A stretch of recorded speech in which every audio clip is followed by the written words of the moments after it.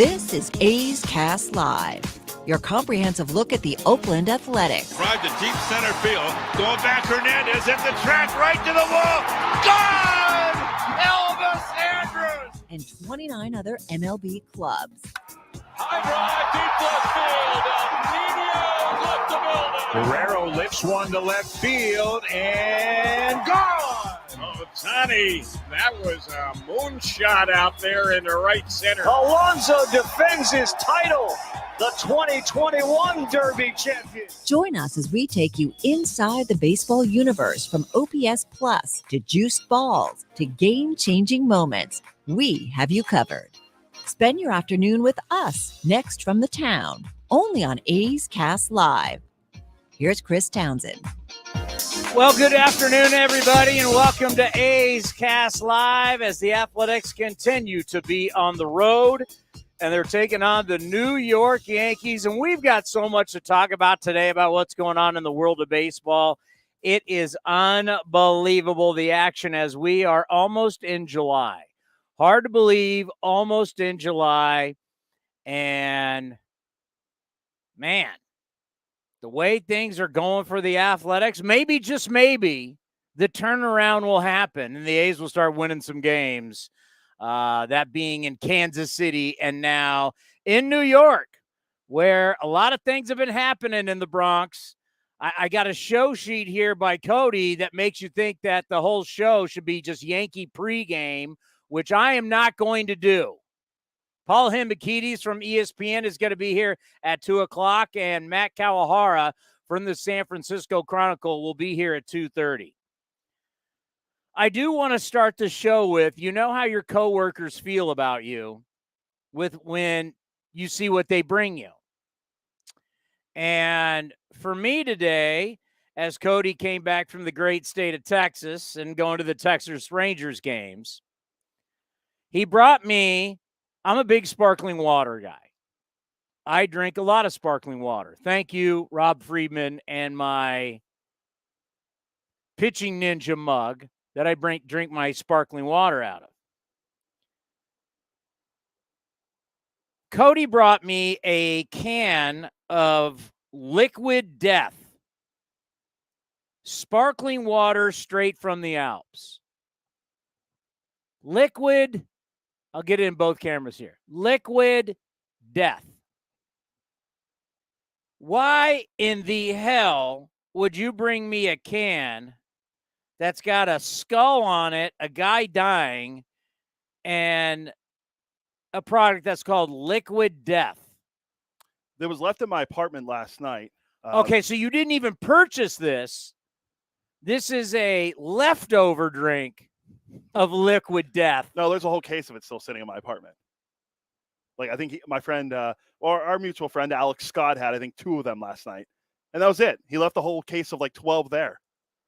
So, and I was like, well, you like sparkling water. I figured I'd bring it over for you to try, because I don't drink sparkling water. See, I don't get, like, everything you get from the Alps is supposed to be the Swiss Alps, and it's healthy and it's good for you. And, you know, you're in Europe and Eastern Europe, and this recyclable can of Stone Cold sparkling water came straight from the Alps to murder your thirst. Thanks. Hey, you know what? Texas, you could have brought me ribs. You could have brought me brisket. Could have brought me, I don't know, maybe some barbecue rub for my smoker. No, I get a can of Liquid Death. You know what I got in Texas? Besides a great wedding story to tell. Oh no, yeah. Listen to the cool thing he got, and then look what I got. I went to the Rangers-Nationals game on Saturday. And what'd you get me? Rangers had a walk-off. What'd you get me? Well, I didn't get anything either. It was just, I got a gift for free by having tickets for the So game. you walked around the ballpark, all this stuff. Their team shop was weird.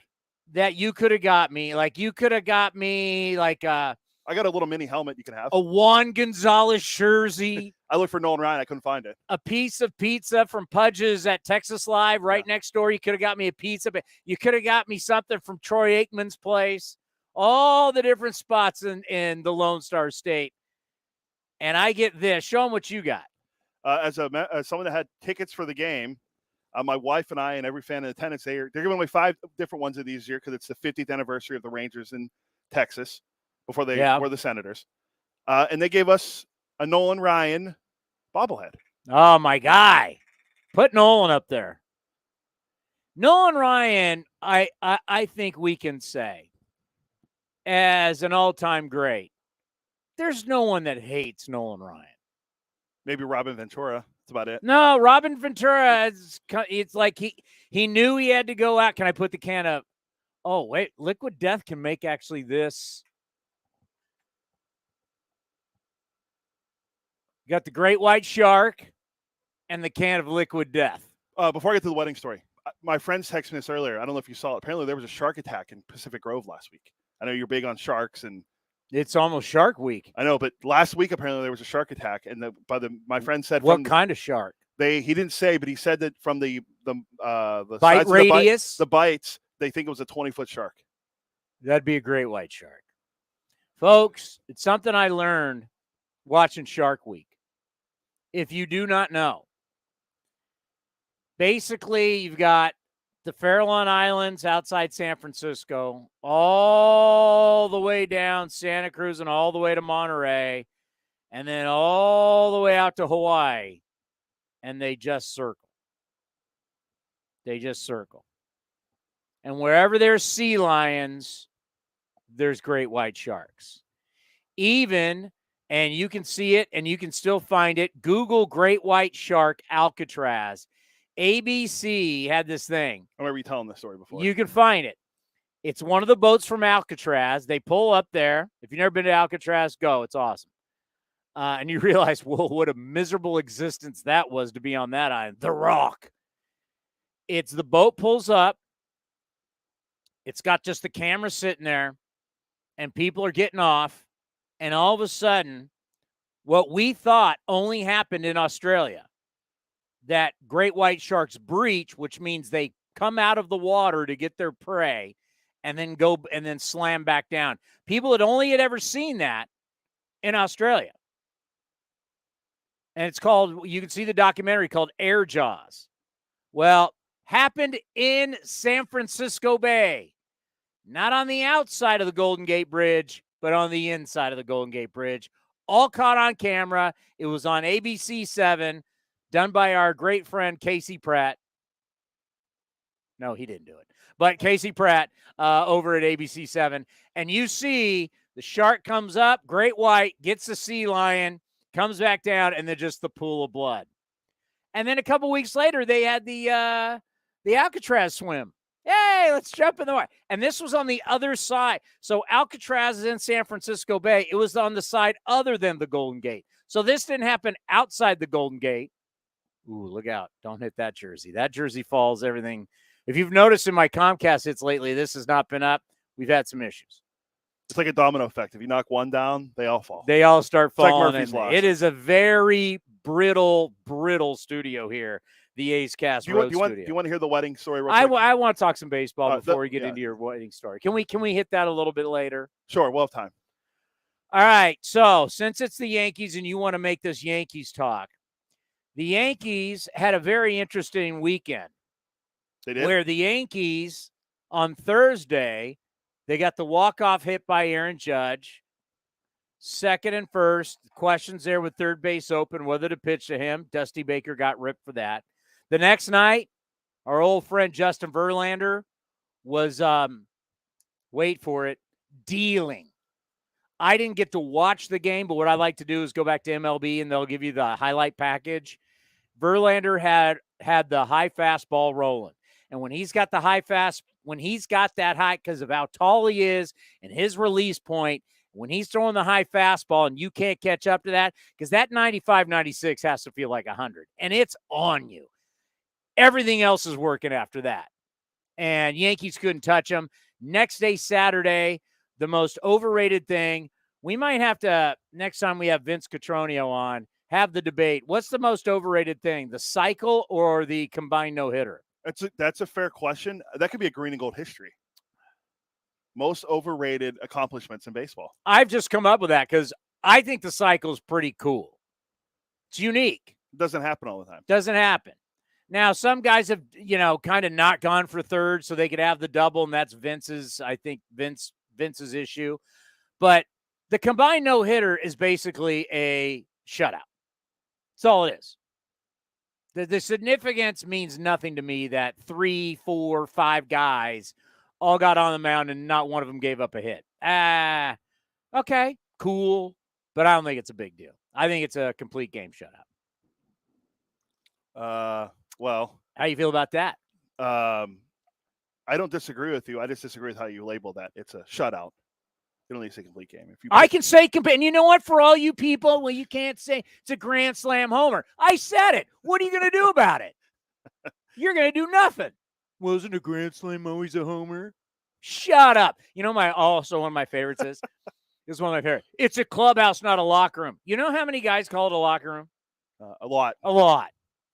And by the way, anybody who has a problem when they say it's a clubhouse, not a locker room, none of them have ever played a thing in their lives. But the guys who actually play and get paid to play call it a locker room too. So, I just text Feldman, by the way, to see if he was up to doing that most overrated baseball accomplishments. So we'll see. So the Yankees lead the majors in comebacks 22, walk-off wins 10, as they had two out of. Oh, and I forgot to tell you, yesterday, the walk-off by Aaron Judge, the walk-off jack in extra innings. He's having a nice year. Yankees have won 9 of their last 13, all against the Rays, Blue Jays, and Astros. Well, guess what? You haven't played the A's yet. I want you to mark the tape. We don't use tape. It's an old expression. It's back when you were using reel-to-reel. Yeah, some of us do remember reel-to-reel. When I started at KMBR years ago in the 90s, it was still reel-to-reel. We weren't using computers. But I want you to mark the tape. What is the date today? The 27th? Correct. 1:12 Pacific Standard Time, 1:12 p.m., June 27th. Mark this and remember what I told you. The Yankees will not win the World Series. I had a feeling you were going there. The Yankees, and remember the dramatic pause, the Yankees will not win the World Series. I'm saying this on June 27th at 1:12 p.m. Pacific Standard Time. Got to let it breathe. You could have sold it even more with doing the Palmeiro point. They're not going to win the World Series. Well, the fact that you'll go back and find this on video, I'm not banking on the audio. I do know you will have. They're not. And why? Why hot shot? You can say that to me. Why hot shot? Well, why are aren't they winning the World Series? They're 53-20. I have to do it for him. They're 19-4. You're my right-hand man. You're supposed to set me up. But right now in June, I'll give you why I think that in June right now they are 19-5. They have an 11-game lead over the Red Sox. The Red Sox are 19-4 in June, and they picked up a half game in the standings. That has nothing to do with my point. I'm just saying the Yankees are playing really well. People are going to say they could win 120 games this year. But that doesn't mean anything. Last team did that, won 116 games. Well, didn't make it out of the first round. I did all that dramatic stuff for you to talk to me about Boston. Well, I was just telling you about how well the Yankees are playing. But my whole point is you jumped the lead. Why will the Yankees not win the World Series? Why I'm guaranteeing. Why? I want to know. I'm curious. Why am I guaranteeing they won't win the World Series? Oh, wow. Going Joe Namath. Broadway Joe it was Miami, right? Broadway Joe at the Orange Bowl in Miami, sitting by the pool without a shirt on and swim trunks. I guarantee the Yankees won't win the World Series. It's this simple. One line. All I need is one line to be smarter than all those Yankee hacks, everybody at the MLB Network, everybody at Newsday, Times, Post, all those Yankee honks. I'm telling you, one line will tell you why they won't win the World Series. What's the line? The Yankees lead the majors this season with 52.6% of their runs coming via the home run. 193 of their 367 runs have come from the home run. More than half of their runs scored are generated by home runs. That's how they score. That's who they are. That's who they've been now for a long, long time.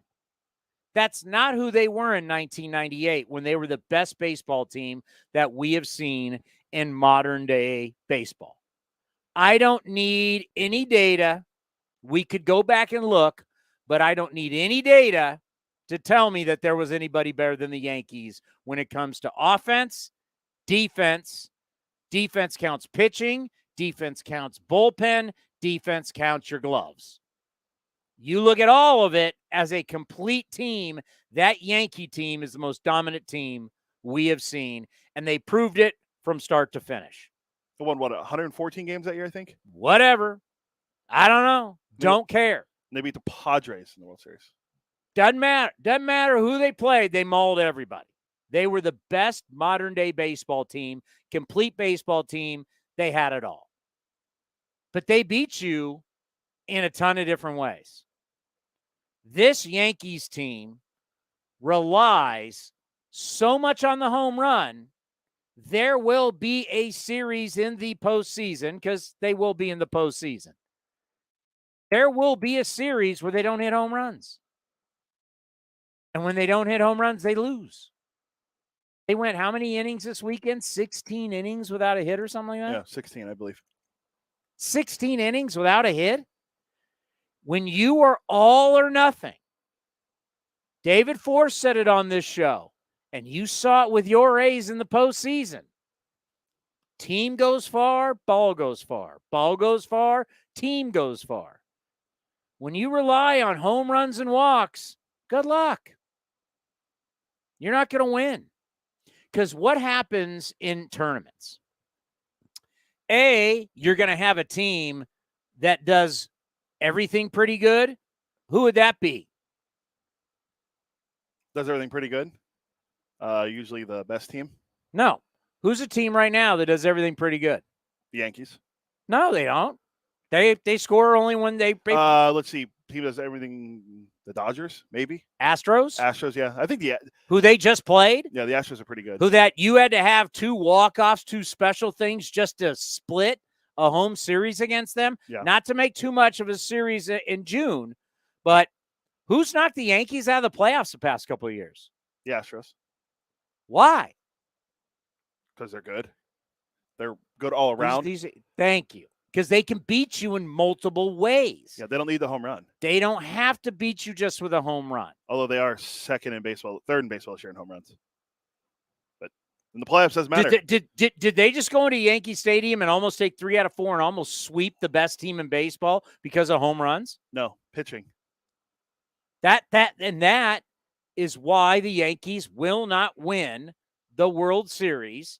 Now, obviously, well, you know what? If I said that at the beginning of the year, okay. Yeah. But now, where we are in the standings, by the way, MLB had problems bringing up standings today. Where you are in the standings, there's only X amount of teams. And my guy, Mad Dog, and for you young guys, would be like, he's the old guy in Sports Talk Radio. Mad Dog is so right, and something that I've harped on here too.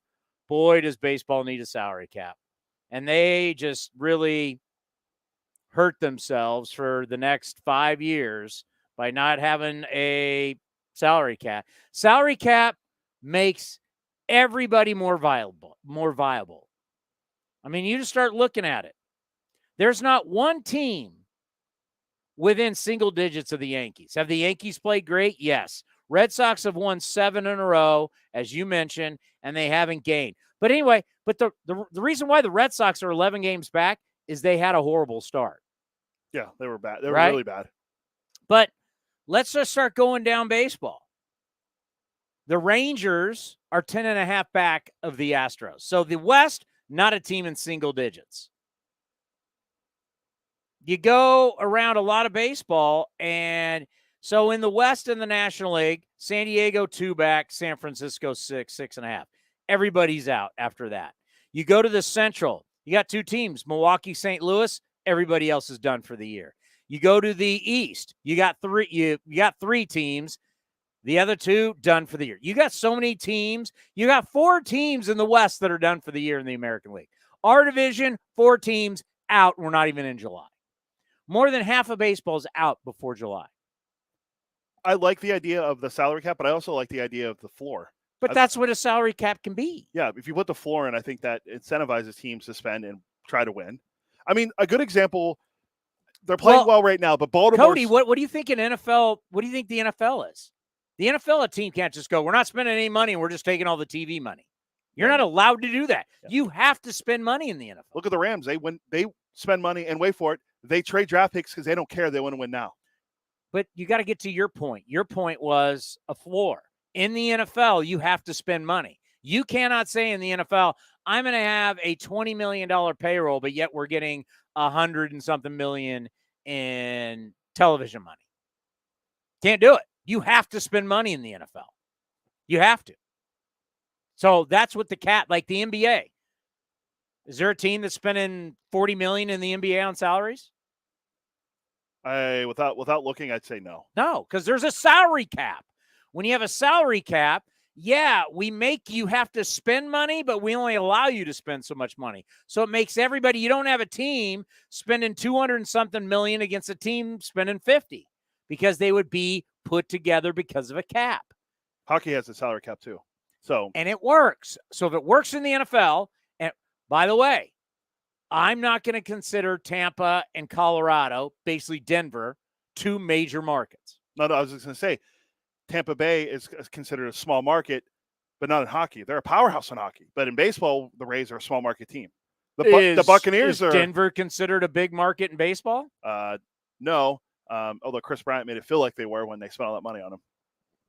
So here you are in hockey. You've got, if you compared it to baseball, can you imagine if Tampa played Colorado in the World Series? Can you just imagine? They're 1 year apart from, like, they each played the World Series 1 year apart. Can you imagine if they played each other, what the narrative would be? This is maybe, just maybe, thinking out loud, we've solved baseball's problem. Because we've made baseball out to be, it's a regional sport. If you're not in the Northeast or Southern California, no one's going to give a crap. You're like, wait a minute. Why in football, and what's the first thing they say about football? In Cowboys? They go, it's only 1 day a week. Oh, you're talking about teams to beat. My bad. It's only 1 day a week. Okay, basketball. Golden State Warriors were not even considered a market. They were irrelevant. No one even knew what Golden State meant. Yeah, Perfect example. My wife, when she went to school she went to Dominican University, which is in like Santa Barbara. It's not Santa Rosa, but it's like right up there. North of here. San Rafael. In San Rafael, when she moved here, they went to a Warriors game. She goes, who the hell are the Golden State Warriors? My wife grew up in L.A. Yeah, and it's like she grew up on the other side of the country. She grew up in Los Angeles. It's like all those years when the California Angels, people are like, they're in California. Yeah. I mean, literally, if we went back in the time, go way back in the time machine and say 1965. Let's say 1965 to 1975. We went around the country and said, what town does the California Angels play in? Yeah, no one will know. I don't know. I mean, once in LA, then in Anaheim. But if you could take a map of California and you go around the country in the 70s and say, hey, where do they play? How many people would know? I think the most common answer might be people would say they probably played in Sacramento because they're the California Angels and they look at the capital. I mean, that's the first thing if I didn't know about the Angels, I'd say Sacramento. So could the salary cap solve baseball's problems? Because now you make everybody more the same. So now the Cincinnati Bengals can be in the Super Bowl and no one says, small market team, no one cares. The Bengals have Joe Burrow. They're a draw. They're getting ratings. No one can say Milwaukee, the Greek Freak is in Milwaukee, so Milwaukee is not considered that's a small market. No one cares. Milwaukee can be in the NBA Finals and they get ratings. This Stanley Cup and these playoffs are getting ratings. New York Rangers weren't in the Cup. You don't have to have somebody from a major market to get ratings. These salary cap sports are proving that. What does baseball fall back on? Oh, my God, if Colorado played Tampa, it'd be, oh, my God, the ratings are going to be horrible. No one's going to watch it. Well, it's because of the way you've designed your sport. It's how you showcase your sport. It's how you sell your sport.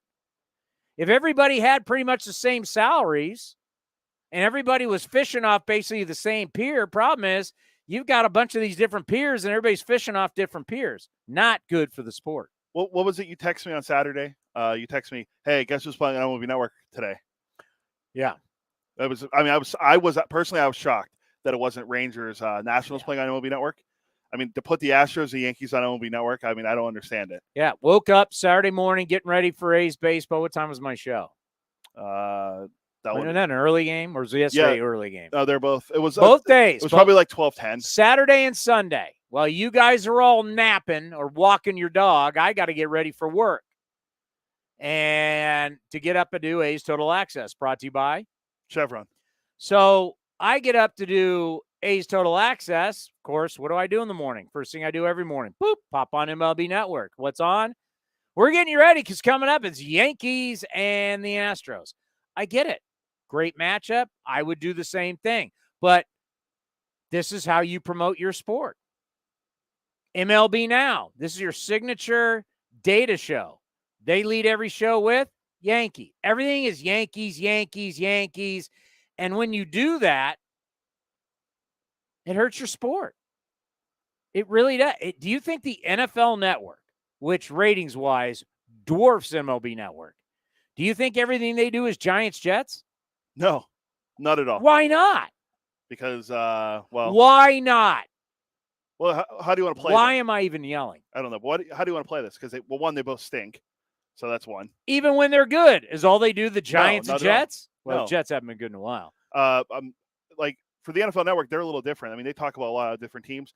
Now, if you flip on the ESPN, Cowboys. Okay. All right, but that's not New York. I know. So, yeah, the Giants and Jets don't get any play. You're right. Like, but in baseball, Yankees. So, can the Mets make it a two-team market? It is and by the way, Tom Brady gone, it's not Patriots. Patriots earn the right to have the coverage. They earn that. Years ago, no one cared about the Patriots. They're kind of a California Angel type deal, right? Like if you're not older, it used to be the Boston Patriots, but I mean, they don't play in Boston. They play in Foxborough, which is south of Boston. But they're the New England Patriots. Some people be like, New England, I don't know, they're somewhere in the Northeast. But I think you have to admit, Tom Brady and the Patriots earned the right to have that great coverage. Yeah, they only won 6 Super Bowls. Is it 7 or 6? Oh, no, his 7th was Tampa Bay. Yeah. They played in 9? Yeah. He lost to the Eagles and the Giants twice. Yeah. 9 Super Bowls, 7 rings. You earned that right. But now that Tom Brady's gone. 10 Super Bowls because he lost 3. He played 9 with the Patriots, yes. Yeah. 10 overall, 9 with the Patriots. We're talking about the Patriots. Oh, sorry. I was just thinking overall for him. Yes, 9. Because we're talking about the Patriots coverage. Yeah. So 6 and 9. You're quick. All right. So they don't have that coverage anymore. Why? Tom Brady's gone. Look at the NFL Network. If the NFL Network was MLB Network, everything would be New York and Boston. All your coverage would be Giants, Jets, Patriots. That's all it would be. Guess what? MLB Network was dumb to put their studios in New Jersey. Would have been smart to put them in Southern California, like the NFL Network. The NFL Network gets far better ex-players. These ex-players don't live in the Northeast. None of them do. You got to fly them out. Look at all the guys they're able to get at NFL Network at whim. Yeah, look, you go see. You got Michael Irvin. You got LT. Hall of Famer after Hall of Famer after Hall of Famer rolling through there. Kurt Warner. Because a bunch of them live in Southern California. But you don't see them sitting in L.A., NFL Network, just going Giants, Jets, Patriots, Giants, Jets, Patriots, Giants, Jets. You don't. You don't at all. They cover it. I mean, hey, Niner fan, if I'm a Niner fan, I love NFL Network. You know why? Because NFL Network is constantly talking about my team. Why? Because the Niners have earned the right for that coverage. Niners have been one of the better football teams. They've been to a Super Bowl. They've been compelling. They've got a quarterback deal. They've got what you want when you're talking about coverage of a team. They've got the rival with the now Super Bowl champion Los Angeles Rams. No, if you're the Giants, you don't get any coverage from, essentially. That's why you're brilliant. Except for when they play the Dodgers. That's where you're brilliant. Why do the 49ers, who haven't won 3 World Series titles, now the 49ers couldn't win World Series titles because they don't play in Major League Baseball, but 3 championships, 10, 12, 14. Giants just won, 107 games? 6 games last year? What'd they win? 107. They won 107 games last year. They get no coverage on the MLB Network. It's like they don't even exist. I'm not even bringing up A's here. Giant fans, you should be pissed. You get no coverage. You won 107 games with friend of the program, Gabe Kapler. Yeah. Cappy's a friend of the program. The 107 games, although goes back to your point real quick, goes back to your point about the Yankees. What did the Giants do really well last year? Win. They had a lot of home runs. They had a lot of pinch hit home runs. Yeah, they were incredible at that last year. How far did they go in the playoffs? They lost to the Dodgers in round 1. Yeah. I can say Kapler is a friend of the program more than just because he's the Giants manager and we are a show in the Bay Area. Yeah, plus, he's been on here. He's been on our program, and I used to have him for years on my talk show when he was a Fox Sports guy. Plus, we have other friends too. Andrew Bailey, Farhan. Oh, Farhan stiffed us at the winter meetings. I'm still not over that. Farhan, you're on the gate here, buddy.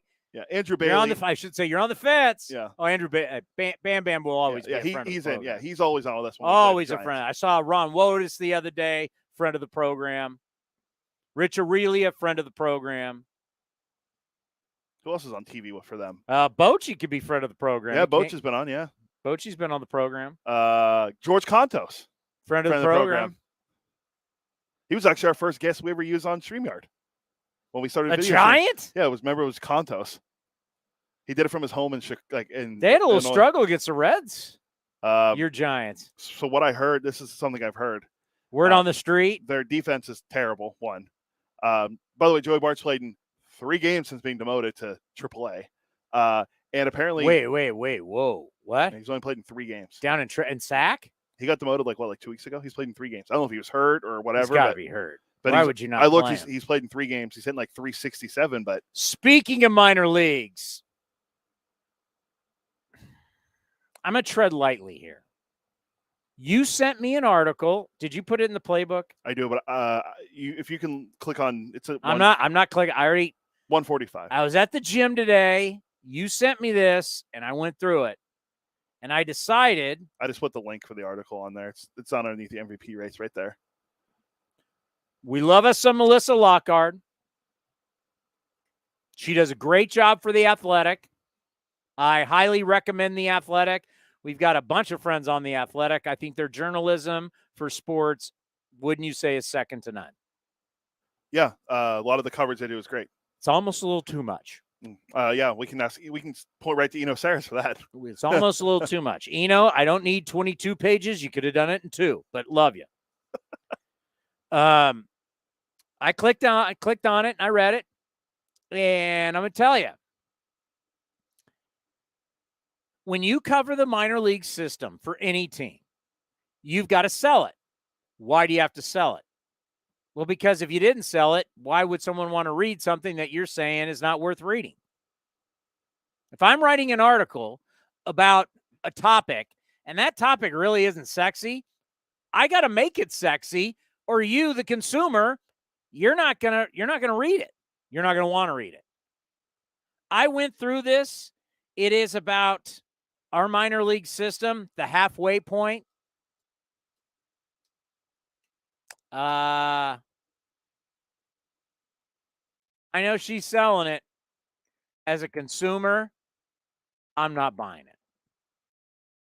I started seeing he's in AA and he's 25. I am so tired. You know what my favorite show is? The show I watch more than the MLB Now. Quick Pitch. Oh, that's not which we don't really consider a show. It's a highlight show. It's like it used to be Sports Center. Now, ever since I got out of sports talk, I don't watch all the other sports like I used to. It's essentially football. It's Sports Center for baseball. Which, by the way, can you smell it? Summer means football's around the corner. I thought you meant the Dubs. Dubs are coming back soon. Dubs.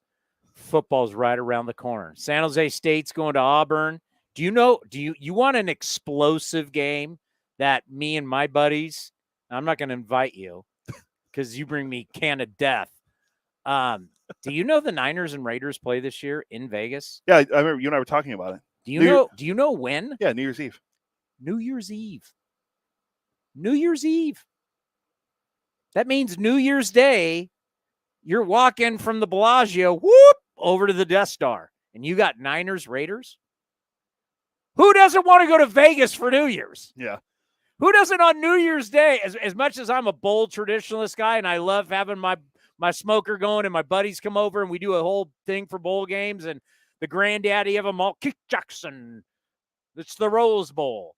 The granddaddy of them all. I love, but if you're going to give me Niners Raiders on January 1, as someone who's worked quite a few Niner Raiders games, I'm in. Yeah, my wife. You can wear your Niner gear, Niner fan. Bring it. My wife and I were talking about going to that game. We need to make up for what happened to us on New Year's of last year. So your Rona experience. Yeah, in San Diego, couldn't go anywhere. It's not as bad as my buddy Jason Babcock. What would happen? Went to Europe. Oh, had 3 days in Italy. Then they were getting on the boat for the cruise. Wife tested positive. Couldn't go on the cruise. They don't allow you on the boat. Do you have to quarantine in Italy more? No, you can fly now with the Rona. They flew home. It was weird flying without masks on. Fly all the way to Italy for 3 days when your trip was like a 2-week trip to Europe. Yeah, that's. I got one of those coming up in a couple months. That's fun.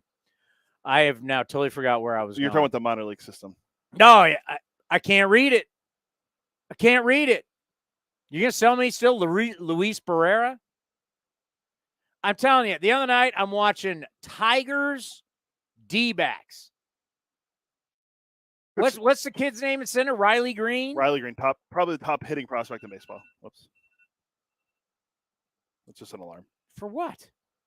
Oh, clock back in for my lunch. Oh, wow. They're big on that. I wish. All I think about is the show, growing A's Cast and A's Cast Live. You guys got all this other stuff you're worried about. Well, I'm a real A's employee. These guys are worried about all these other things. But Riley Green. I'm watching Roger Clemens' kid go deep. Cody Clemens. He's not even a pitcher. Yeah. He's going deep down in the Valley of the Sun. This Green kid is running down everything in center field. Everything. He's a good player. He's that wiry, fast-looking guy. You know what he looked like? And this is just off highlights because we haven't seen him up close. He looks like Steve Finley. It's a good comp. He's a good player. Steve Finley was a terrific player. One of only 7 or 8 guys that are part of the 300 club. Yeah, Steve Finley was. If you told me you're going to have Steve Finley out in center field, I'd take that any day of the week. But here, this guy, I'm looking at, and how old is this Riley Green guy? He's like 21, 22. Yeah. How old's Clemens? He's a little older. I think he's out of college, but he's what, 24? Let's see. Cody Clemens is 26. All right, I'm off. But we can go through every organization. Everybody's bringing up 22 and 23-year-olds. We've got a 23-year-old. His name's Pache. He's hitting like 111 this month. Hey, 2 hits yesterday. Have you seen going into yesterday? I just know this from doing the post-game show. Going into yesterday, he was hitting 108 in June. I know. I heard you say 108. No home runs. This dude hasn't hit a home run forever. He's 6'2". He's built like a free safety. He has like 0. He's got 2 home runs on the year and hasn't had one in months. Yeah, his last home run, his second one was hit at home. He had the first A's home run. By the way, have you reached out to Mike Farron yet and told him he's BS? This is a handful of guys. There's a handful of young guys on Atlanta, the world champs alone. Every single team is bringing up guys 25 or younger, and they're balling out. And we're talking about, hey, this guy's 25 at Midland. What? That's not good. It's not. I'm going to just be honest. I don't know what we got in the minor league. I was reading that. I was going through it, and then she put the ages, and it just goes, what do we got? We got Luis. We've seen Luis Barrera. Luis Barrera, nice young man. He is what he is. We got nothing. And I texted you about it earlier because Melissa has Shea Langoliers as an all-star for a catcher, and he's hitting 271 with 13 homers. How old is he? He's 20. He was a college kid too. I think he's 24. Let me just double check his age. So we're going to hold him down there. 24. He'll be 25 in November. So next year, let's say he makes a big leap. Why are we holding back? Why? So he's 25 next year. Free agent, 26, 27, 28, 29, 30. So he won't be a free agent until he's 31. We're like holding these guys back. We're like, and can you imagine that? We intentionally go out of our way to hurt guys financially in their lives. You're taking a year of a good living away from them. You're punishing the system punishes these kids. This is 1 year. Anything can happen in a year. A lot of bad stuff can happen in your life coming up. This is a great earning potential year for you in your life, and teams are stripping that of their players so they don't have to pay you 1 year later. It's a travesty what we do. It's a travesty. Well, best example is George Springer and Chris Bryant. It's a travesty. You're holding out a young man from making the most money he's ever made in his life. You're selfish. Your system is selfish. It's disgusting. But back to Langoliers real quick. I when I saw the article. Great. Hey, what's he doing in AAA? He has 13 home runs. I just saw one that went like 470 or something like that. Yeah, but since like May 7th, he's hit 2 home runs. He had 11. He was on fire to start the year, and then since May 7th, he's hit 2. What? Big Murph's lighting it up? Was he 20? He's 27. Got to be 28. Big Murph's lighting it up? No, I don't think any catcher in the system's hitting well. Soderstrom's hitting like 230 at Lansing. Oh, Muncy's hitting. That's the other thing. Everywhere you look, and I'm going down her list, every guy that we're like hanging our hat on is hitting under 250. Muncy is hitting an A-ball, by the way. A-ball, 237, 13 home runs. He struck out 87 times and walked 43. How is it? And I don't know if we're going to have time to get into the article today that I sent you last night. I read it. It was it was an athletic article, but it was very interesting. Bat path, knowing everything about people's swings. Hawkeye. How is it that we are getting smarter with data and it's not making our hitters better? Everything's so focused on pitching that there's how we've never figured any of this stuff out. The hitting is, when I read that article and I was like, this makes a lot of sense. But why are our hitters not getting better? Our technology has gotten better, but our hitters aren't. No, I think a lot of it still is they want the launch angle. They want to hit a home runs. How about this? This is another one. Riddle me this, Batman. Everybody says it's because of the high velocity, yet pitchers are throwing more breaking balls than fastballs. Yeah, and I mean, good case tonight with Jordan Montgomery and Paul Blackburn. Hitters are hitting 109 versus Blackburn's curveball, and hitters are hitting 0.097 against Jordan Montgomery's curveballs. Neither of these guys throw hard. But I remember our intern came in and tried to say, well, the guys from yesteryear can't play because they never saw this velocity. I mean, what velocity are you seeing now? You're seeing slider after slider. There's more sliders than fastballs being thrown in baseball right now. That's what the data says. I have a better chance of seeing in any at-bat seeing more breaking balls than I do a fastball. So why is it play calling and technology got better in the NFL, more touchdowns? Basketball became smarter, more three-pointers, more points scored. Hockey, like all these sports, as technology gets better, they get better offensively. We are not getting better offensively in baseball. And I can look and see what the This is layman's, right? This is layman terms, right? I'm just asking the basic question. You got all this technology that explains about we should know our bat path. We should know everything. We got all this kind of stuff. Why are we not getting better? Let me pull up. And if your excuse is velocity, then I'm going to go back to it again. They're throwing more sliders than fastballs. I'm trying to let's see what the league. Did you watch MLB Now today? I watched the first 30 minutes about the Yankees, but I was more interested with the Angels Mariners brawl and something Joel Sherman said. The O swing rate. Oh yeah, for Judge. Your O swing rate. That's for swinging at balls outside the zone. Aaron Judge is swinging at more balls outside the zone this year, but yet he's making more contact and he's having the best year of his career. Yeah. Now you could tie a correlation into it's contract year, but still, I'm just going off the data. Yeah. He's swinging at, as Eno Saris' article said, swinging at balls outside the zone. It's a no-no. Less swings is better. Aaron Judge swinging at more balls outside the zone, making more contact than ever before, having the best year of his career. Yeah, and it could be an outlier, but I'm just using what they're telling me on MLB Now. No, a guy having a really bad year batting average wise for him. And I saw him play on Saturday. I don't know what's going on with Juan Soto this year. He's in going to that game. He's hitting 220. Oh, you want to give him $800 million? Yeah, he's not. And he's a guy that he doesn't swing at pitches out of the zone. He has really good discipline at the plate. He had 14 home runs, but his batting average isn't there. Cool, he gets on base because he walks a lot. Is that what we're still selling everyone on? Yes, they're still selling that. The guy hitting behind him in the lineup is I can't remember if did he bat second or third? Nelson Cruz was behind him. Nelly Cruz hit a huge home run in Texas. They cruise. They're not booing. They're cruising. Oh, don't. But he Kevin Kuzminoff, do not steal. Josh Bell's hitting really well for the Nats. But why isn't Juan Soto? Juan Soto's supposed to be a guy that's you're right. Everyone's giving him $500 million. What's he hitting? 218. 218. But look at his on-base percentage. Look at his OPS. OPS plus is still well above league average. Because it's all about walks. Yeah. How many walks does he have this year? So I'm going to pay a guy. He's walked 61. He's got the most walks. He leads baseball with 61 walks. Now he strikes out less than he walks.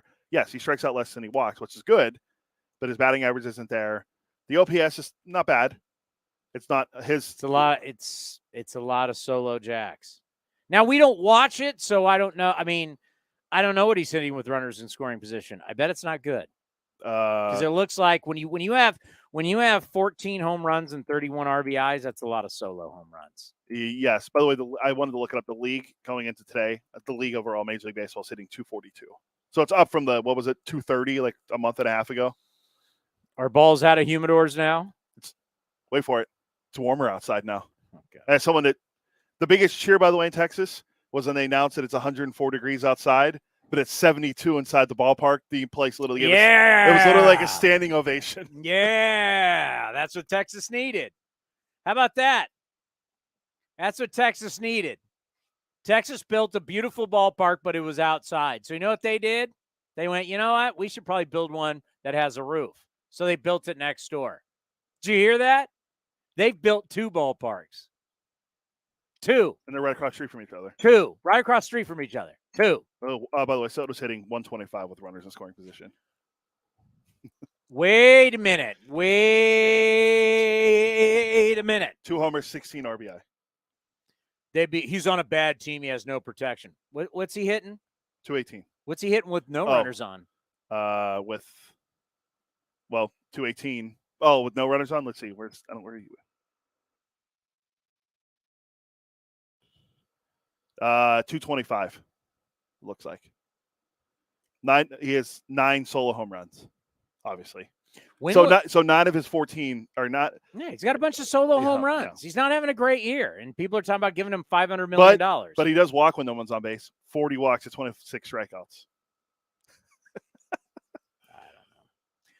Yeah, and that was the whole when they were trying to compare him to Ted Williams. You're like, okay, this guy. I mean, he's so young. He's only 23.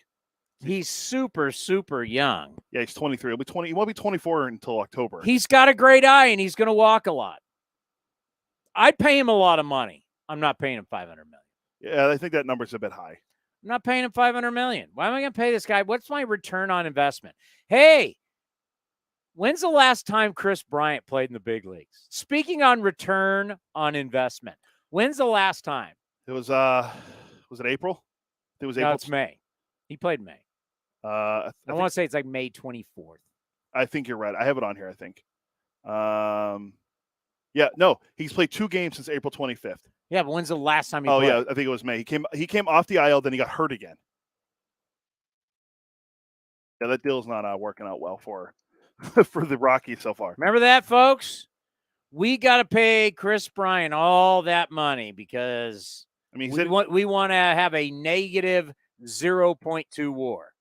His last game he played in was May 22nd. He went 0 for 4. His last home run was last year with the Giants. He doesn't have one.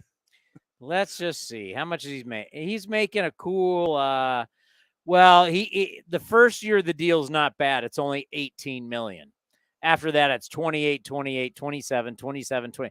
So this always takes me back to A's fans. We don't spend any money. Yeah, because the majority of guys end up like this. By the way, what's the Rockies' record with him playing?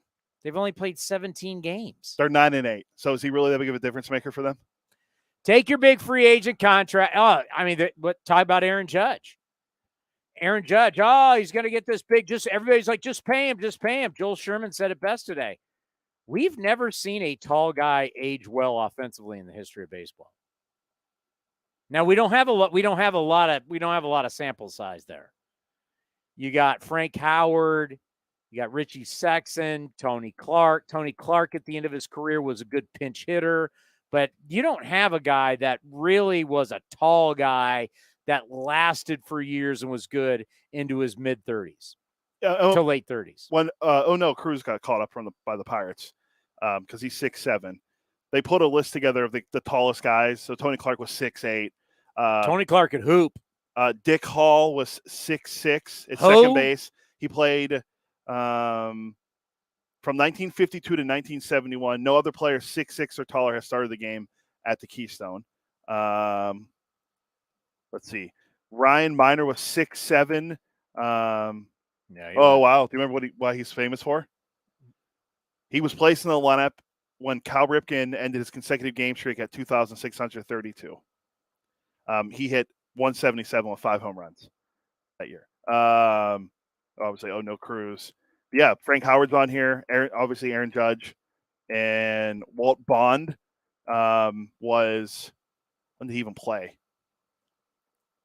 Doesn't say when he played, but he was 6'7". Then they have designated hitter, A's legend Nate Fryman. Great Nate Fryman. He was a good dude. Couldn't play. Why is Richie Sexson not on here? He should be. Who do they have at first base? Frank Howard. Frank Howard, yeah. So why isn't Sexton the DH? He was what, 6'9"? 6'10". Oh, the Wikipedia says 6'9". Let's see what Baseball Reference has him listed as. 6'7". Still big. Oh, he was bigger than 6'7". Yeah, he was still a bigger guy. And he had some actual pretty decent years. Hey, he hit 300 career home runs. Yeah. 306 to be exact. But they don't age well. Yeah, his best year, he hit 45 homers with the Brewers in 2000. At what age? 28. He played in every game that year. What was his best year in his 30s? At age 30, he played in 156 games. He also led the league in strikeouts. He hit 263, 39 homers, 121 RBI. All right, they take that now. 31, 34, and 107.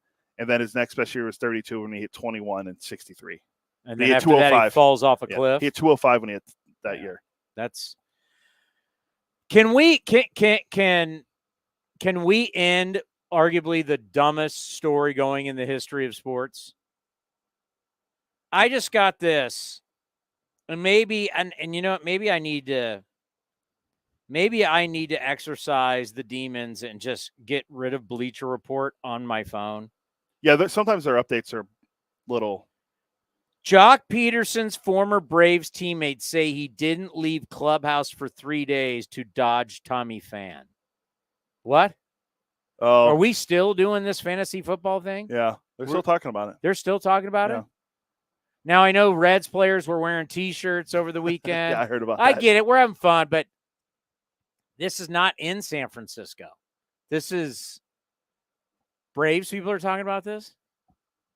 I don't know if the Braves people are, but. Speaking of the Braves, I thought this weekend, if you look at the baseball, obviously some very good baseball, and the Dodgers, very good weekend for the Dodgers, wouldn't you say, against the world champs on the road? Yeah. Okay. Without Mookie Betts. But I understand how, if you really looked at it, there's multiple ways to look at it, and it got odd. It really got odd. And you may not know what I'm talking about, but so we'll explain it. Like what we saw with Stephen Vogt and Christian Pache. They came back and got their World Series rings. Obviously emotional, great ceremony, that's it. Freddie Freeman's a different player. He's an all-time great for the Atlanta Braves. They had the moment, but it kept going and going and was very emotional to where even Clayton Kershaw said, hey, you're one of us now, man. What's going on? That's not the exact quote, by the way, but that's kind of what he was saying. Like, I get it, but you got to, get over it, and you're one of us now. Because it was every game, every day, he was so emotional. It just shows something went on in those contract negotiations. Something went wrong. Something went awry. Freddie Freeman did not want to leave Atlanta, and he showed it this weekend. Like all the stuff he said about being in L.A., your actions speak louder than your words. And if you're a Dodger, you understand emotional, get your ring, cool. But we're still doing this on Sunday. You're still all emotional and everything about not being here. I can understand. I love the fact what they did for him on Friday. This was not like an Albert Pujols. Albert Pujols, you're just honoring an all-time great. And Pujols wasn't crying so emotional every day about, I'm not a Cardinal anymore. That was every day of the series. Yeah. When you told me about it, you asked me if I saw the Kershaw quote. I didn't know what you meant, and then you told me what it was. And you could totally tell that Freeman didn't want to leave. I mean, they love him there. I mean, he still wants to be there, and you're now the Dodgers going, wait, we made the commitment to you. We gave you what they wouldn't. We're trying to win here. We get it, but what's the deal? My thing with this, now just to play contrarian, what happens if Kershaw leaves the Dodgers and he comes back? Say he goes to Texas and pitches for his hometown or home I state. don't think Clayton Kershaw, now he's not a position player, but I don't think if he's honored on Friday, he's still so emotional on Sunday. Fair, but we don't know that either. But then again, you won't see it. You're bringing up Jim Harbaugh, hypotheticals. Yeah. I can't deal in hypotheticals. Plus you won't see him because if he pitches on Friday, you won't see him Saturday and Sunday. I'll ask someone who has no heart and no emotion. The great Paul Hembekides from ESPN next, right here on A's Cast Live. The Coliseum has gone by many names, but none better than the Last Dive Bar. Hi, everyone. Ken Korak here, and my friends at Last Dive Bar are helping us celebrate our longtime home. Last Dive Bar has the most unique merchandise for all Oakland baseball fans. T-shirts, sweatshirts, the Ray Fosse line, and my personal favorite, the lights have taken full effect. Visit their website at lastdivebar.com or follow them on social media at Last Dive Bar. All proceeds are invested back into the A's Community Fund and their affiliated charities. Go to lastdivebar.com. That's lastdivebar.com. Like sports, business is about winning. Championship decisions are business decisions based on what it takes to help your company win. And that's why there's UBO Business Services, specializing in helping you win every day by streamlining workflows, managing documents, and providing the best-in-class office technology. Make your championship decision with UBO Business Services. Visit them at ubeo.com. That's ubeo.com. August 6th is International Trading Card Day, and Topps wants to celebrate with you. Visit your participating local hobby shop, where you will receive a free pack of cards, plus a special card if you purchase $10 or more of Topps products, while supplies last. Post your packs on social media using the hashtag ToppsITCD, and follow along with @Topps. Visit Topps.com for more information. Coming in at 5'3", it's number one mom. She switched to Xfinity and got the all-new 3-for-1 bundle. Unlimited internet, streaming, and Xfinity Mobile. All for what you could pay wireless companies for just one 5G unlimited line. Boom shakalaka. Go to Xfinity.com/3-for-1, call 1-800-XFINITY, or visit an Xfinity store today. Limited time offer. Restrictions apply. Xfinity Mobile requires post-pay Xfinity Internet. After 24 months, regular rates apply to all services and devices. Some things just go together. Peanut butter and jelly, cookies and milk, Oakland and Kaiser Permanente. If that last one caught you off guard, it shouldn't, because Kaiser Permanente has been helping keep Oakland healthy since our very beginning. And as the official healthcare partner of the Oakland A's, that won't be changing anytime soon. Whatever you may need, you can trust Kaiser Permanente to help keep you feeling your best. Kaiser Permanente. Thrive. Visit kp.org today. Hey A's fans, we've got a great deal for you. Get 4 tickets and parking for all Friday night games starting at just $39. Pick from great matchups, post-game fireworks and drone shows, giveaways, and more. Outside corner, ring him up. And Eaton can't believe it. Grab the crew and head to the Coliseum with friends and family any Friday night this season. 4 tickets and parking starting at just $39 for the whole group. Tickets are available at athletics.com. That's athletics.com. Innovation is at the heart of Cal State East Bay, like at our Green Biome Institute, where faculty and students map genes from California's endangered plants, or how we open doors for local entrepreneurs at our Small Business Development Center. From educators to nurses to STEM professionals, Cal State East Bay has real impact throughout the region's neighborhoods, boardrooms, and entire economy. Be part of the innovation. Connect with Cal State East Bay at csueastbay.edu/impact. Hitting the road with the family. On your way to nonstop adventures. No worries ahead, because you know you can stop at a Chevron station along the way. Get fuel for your car, fuel for your crew. That's Chevron with Techron for unbeatable mileage and snacks for all. Coffee for mom, chips for the kids, cold drinks for dad. You know, for the road ahead. Toss in some laughs, out-of-tune singing, and a zillion "Are we there yet?" And you just made lifelong family memories. Chevron, together ahead. This is Chris Townsend for the Chicken Pie Shop of Walnut Creek. Great news! Our indoor dining is back, along with our beautiful patio dining. Come taste our world-famous chicken pie that has been served in Southern California for 83 years. The Chicken Pie Shop of Walnut Creek has one of the most dynamic menus, plus a full bar. Pot pies, gourmet burgers, sandwiches, salads, flatbreads, and more. Don't forget, we still do takeout and delivery. For all the information, go to chickenpieshopwc.com. That's chickenpieshopwc.com. Red, white, blue, and baseball too. You won't want to miss 4th of July fireworks after the A's game on July 4th. Ticket packages for 4 tickets plus parking start at just $39. Find your seats at athletics.com. Don't miss the A's July 4th post-game fireworks show presented by 7-Up. Streaming from the East Bay, A's Cast Live continues with Chris Townsend. You know, we forgot to bring it up. Great night last night for the Aviators and the leader of leaders. What did Fran do? You know what I'm afraid with midterm elections coming up and then a presidential election? You know what I'm afraid of? What is it? Are you scared I'm going to start talking politics? No. I don't. You are. You're scared I'm going to start talking politics. Where's the dump button? Got to get it ready. Yeah, you don't even want to know Cody's politics because you want to talk about crazy. Cody is crazy. And you don't know if it's left or right. Yeah. You don't know. He's from Pennsylvania. He's from Western Pennsylvania. Hembo now has a Pittsburgh Pirates shirt on. It looks like. I love the shirt. I'm actually wearing a Pittsburgh Crawford shirt. Muted on your end. Oh, wait. There we go. My bad. Now talk. Oh, it sounds like I was muted on your end. Yeah, it was my bad. Cody was too busy donating money to various political causes, it seems, that he forgot to do his one job in this case, which is just open up my audio. So I think that sort of goes to sort of really demonstrate your point. This is a person with other preoccupations, Chris.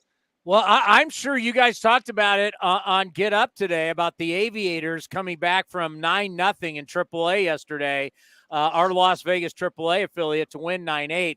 Their manager is the great Fran Reardon. I'm scared he's going to leave for politics. He's such a great leader. So whether it's midterms or the president coming up in a few years, I'm worried Fran Reardon's going to leave us. I'm just going to leave it at that. I have to say this.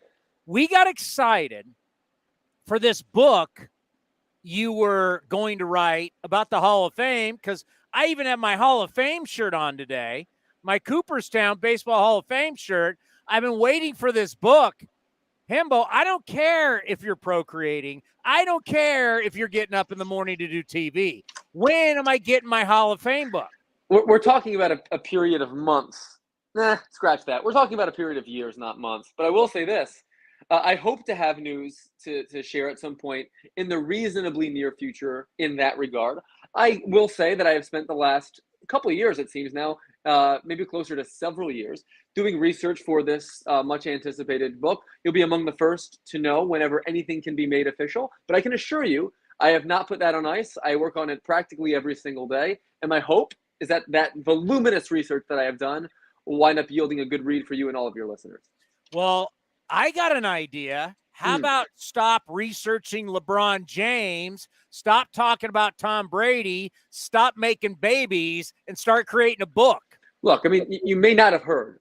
There's a Wednesday deadline for Kyrie Irving to opt out of his $36.5 million deal for next season with the Nets. Like this is front page stuff. I'm an ESPN employee. I shall go down with the ship. I shall go down with that ship. Might he go to the Lakers? Might he opt back in? Might he take the mid-level exception? Candidly, the amount of tentacles here are endless, and I'm not sure we have enough time to go through them all. Are you going to follow Gronk to the grocery store to make sure he's still retired? You know, I didn't even hear about that news, so maybe we'll have to add that to the show tomorrow and ask the question for the first time: is Gronk really done? Coming up next, we'll answer that for you. So that's where you come in, man. You're supplying me with wonderful ideas. 6:30 in the morning here on Get Up. Coming up next, does LeBron James think the Avalanche can repeat next year for the Stanley Cup? LeBron was also very invested into that Aviators game that you mentioned, I'm sure. Hey, if LeBron James was at that game, it would have led your show. Hey, you know what? We should probably arrange that so that your boy can make an appearance on Get Up. LeBron just has to be involved in some tangential way. All right, I've said this today. I am on record that the New York Yankees will not win the World Series. I'm guaranteeing it, and it's one line in my notes, and I will read it to you and let you judge. The Yankees lead the majors this season with 52.6% of their runs coming via the home run. When you rely that much on the home run, someone will knock you off like they have for the past few years. Someone will knock you off in the playoffs. Agree or disagree? I agree that if you're giving me the option of tanking the Yankees or the field to win the championship, I'm going to take the field because that's the smartest choice. I do, however, believe that if you were handicapping things today, the Yankees would have to be the favorite because while you've made an outstanding point, teams that rely on the home run ball to that degree, generally speaking, don't win in October. What matters a lot more in October are teams that produce high contact rates, and obviously teams that excel in the world of run prevention. But the Yankees do that too. That's something we need to keep in mind here is that for the most part this season, the Yankees pitching staff has been hovering right around 3 runs allowed per game or even fewer. We're talking about historic run prevention. The last team to do that was 1972. We're talking about like 1968 Cardinals territory. That's how good that pitching staff is. So while I do agree with you, I think that lineup actually leaves a decent amount to be desired, in part because it lacks length, in part because it is so home run dependent. And obviously it's mostly home run dependent on one man in particular who just can't possibly keep this pace up. I do have to say Brian Cashman has built an excellent pitching staff and has built the best defense in baseball a year after his club ranked last in the American League in defensive runs saved. He deserves enormous credit for sort of rounding out this roster in such a way that I sort of underestimated in the offseason. By the way, it's just typical New York. You got to come to California to get your best, whether it's Joe DiMaggio or Aaron Judge. It is what it is. When you think about Judge, obviously contract's going to be out there. I mean, you wish it would have got done if you're Judge. You're going to have to – somebody's going to pay the big man. It's going to be interesting to see. But do you worry that we have never, ever, ever, ever seen a guy that big age well? Of course. Not only have we not ever seen a guy that big age well, we've just never seen a guy that big, period. Like that's God's honest truth. He is the largest position player in the history of Major League Baseball. He has a significant track record of injury.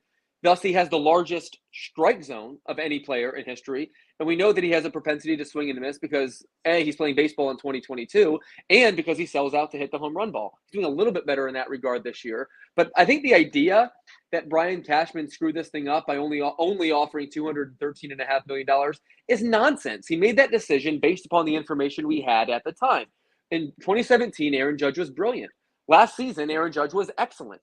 The area in between, Aaron Judge missed 142 games in those 3 seasons. And like you said, he has an unprecedented body. If Aaron Judge loses something like 5 or 10% of his bat speed over the next handful of seasons, he will be a shell of the player he is right now, because it's going to be impossible, totally impossible for him to control the strike zone into his late 30s. So the question is, can he consistently get barreled to baseball? That we don't know because we've never seen it before. I love the swing. I obviously love the profile. He's a Hall of Fame talent. But we've seen that kind of talent somewhat sparingly, and without any track record of a player that looks like him succeeding into his 30s, like you said, there's no obvious reason for me to believe that Brian Cashman should have written him a $300 million check a year before he had to. So I'm sort of on the side of him there, and I think the idea that he sort of screwed this thing up, like I said at the beginning, is not using the information that we had 3 months ago when he had that contract in hand. I do think it's pretty cool, too, that the largest human being, when you talk about height and size, that we have ever seen in a baseball uniform is out there playing center field. It's pretty amazing. He's likely to break the record for most home runs in a season by a primary center fielder. Like, he's going to put up Ken Griffey Jr. kind of power numbers this year. But here's the amazing thing about Judge. Like, yes, of course, it's crazy that he's playing center field. He bumped Aaron Hicks to left. What's even crazier is that right-handed hitters just don't have that kind of pop at Yankee Stadium, and never have. Joe DiMaggio never once in his career hit a home run to left center field at Yankee Stadium. Not a one. The only players who ever had a 50-homer season as a righty for the Yankees are A-Rod. He had 54 in 07, and then Judge did it in 2017, his rookie season. He's going to do it again. Like, we're talking about like a legit 80-grade power tool that like sort of transcends time.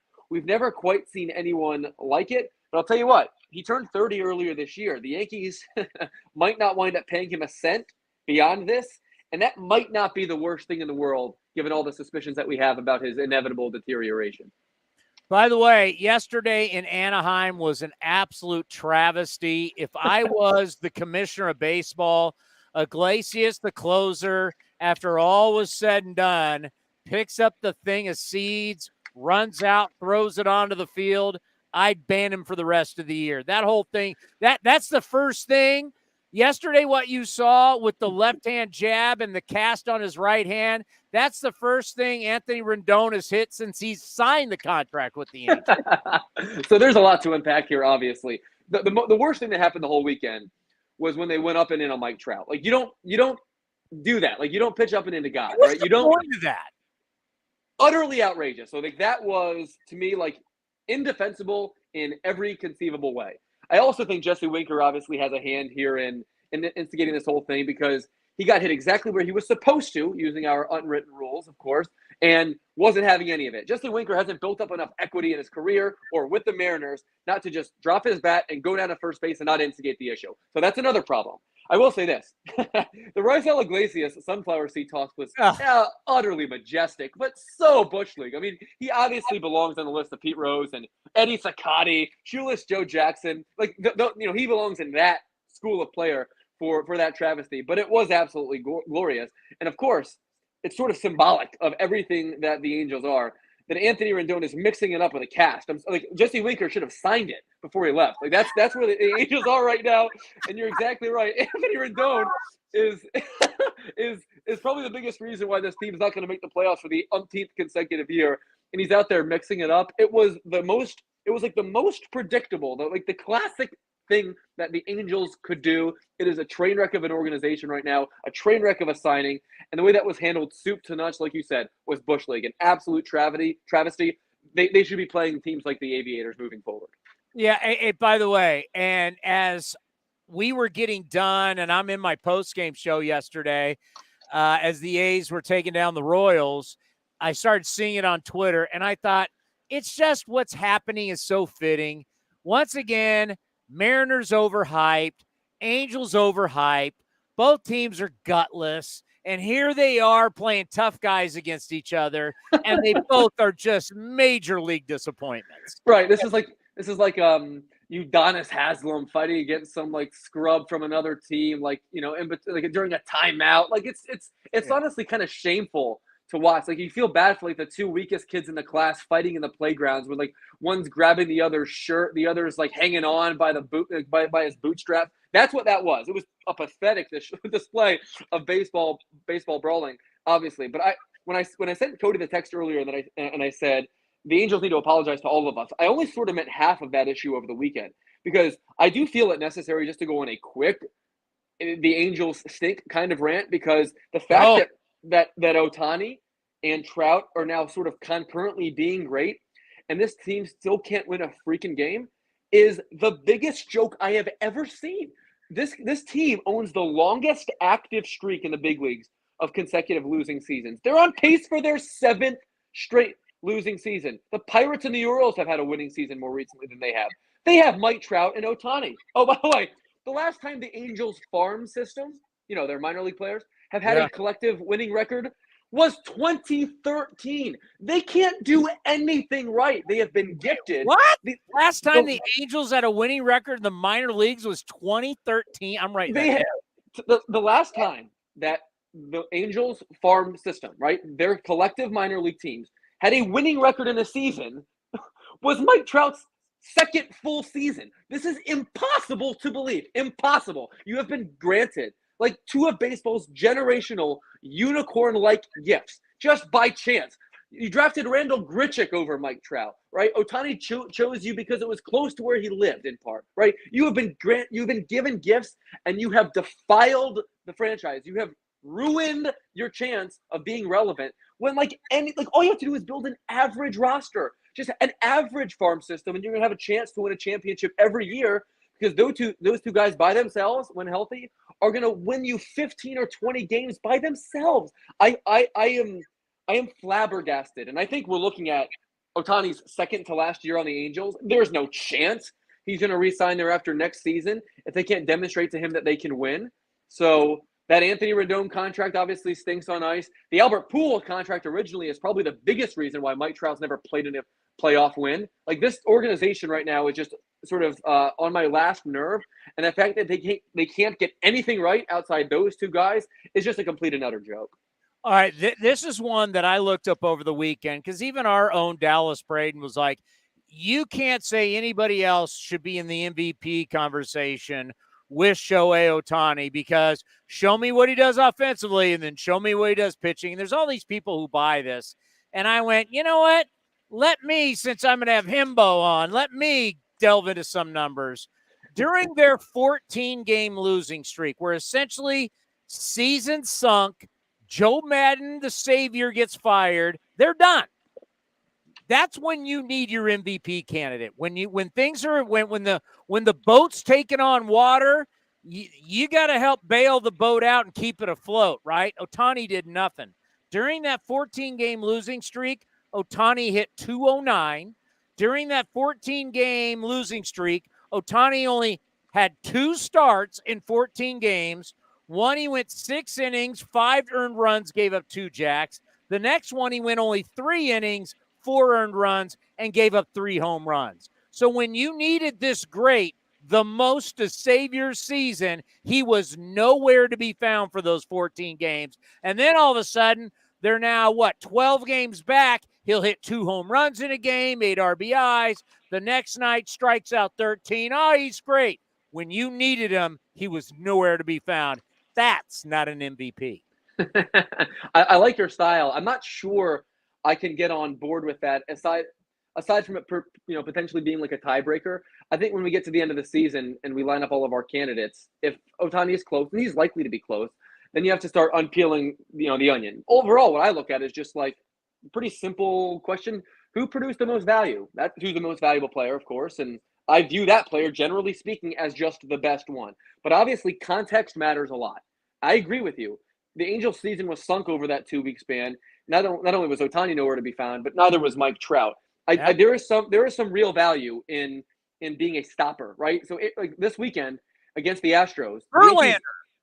Verlander, sure. And then on the other side, Aaron Judge, 2 walk-offs against probably your biggest nemesis right now. The Yankees didn't lead for an inning in that series, but they won 2 games because Judge walked them off twice, right? That's what MVPs do. And I do believe that you can use narrative and you can use talking points such as these in order to sort of split hairs or break ties with your MVP vote. I do think if Ohtani demonstrates this year again that he's clearly the most outstanding player, I won't hold those 14 games against him so much so that he won't get my first place vote.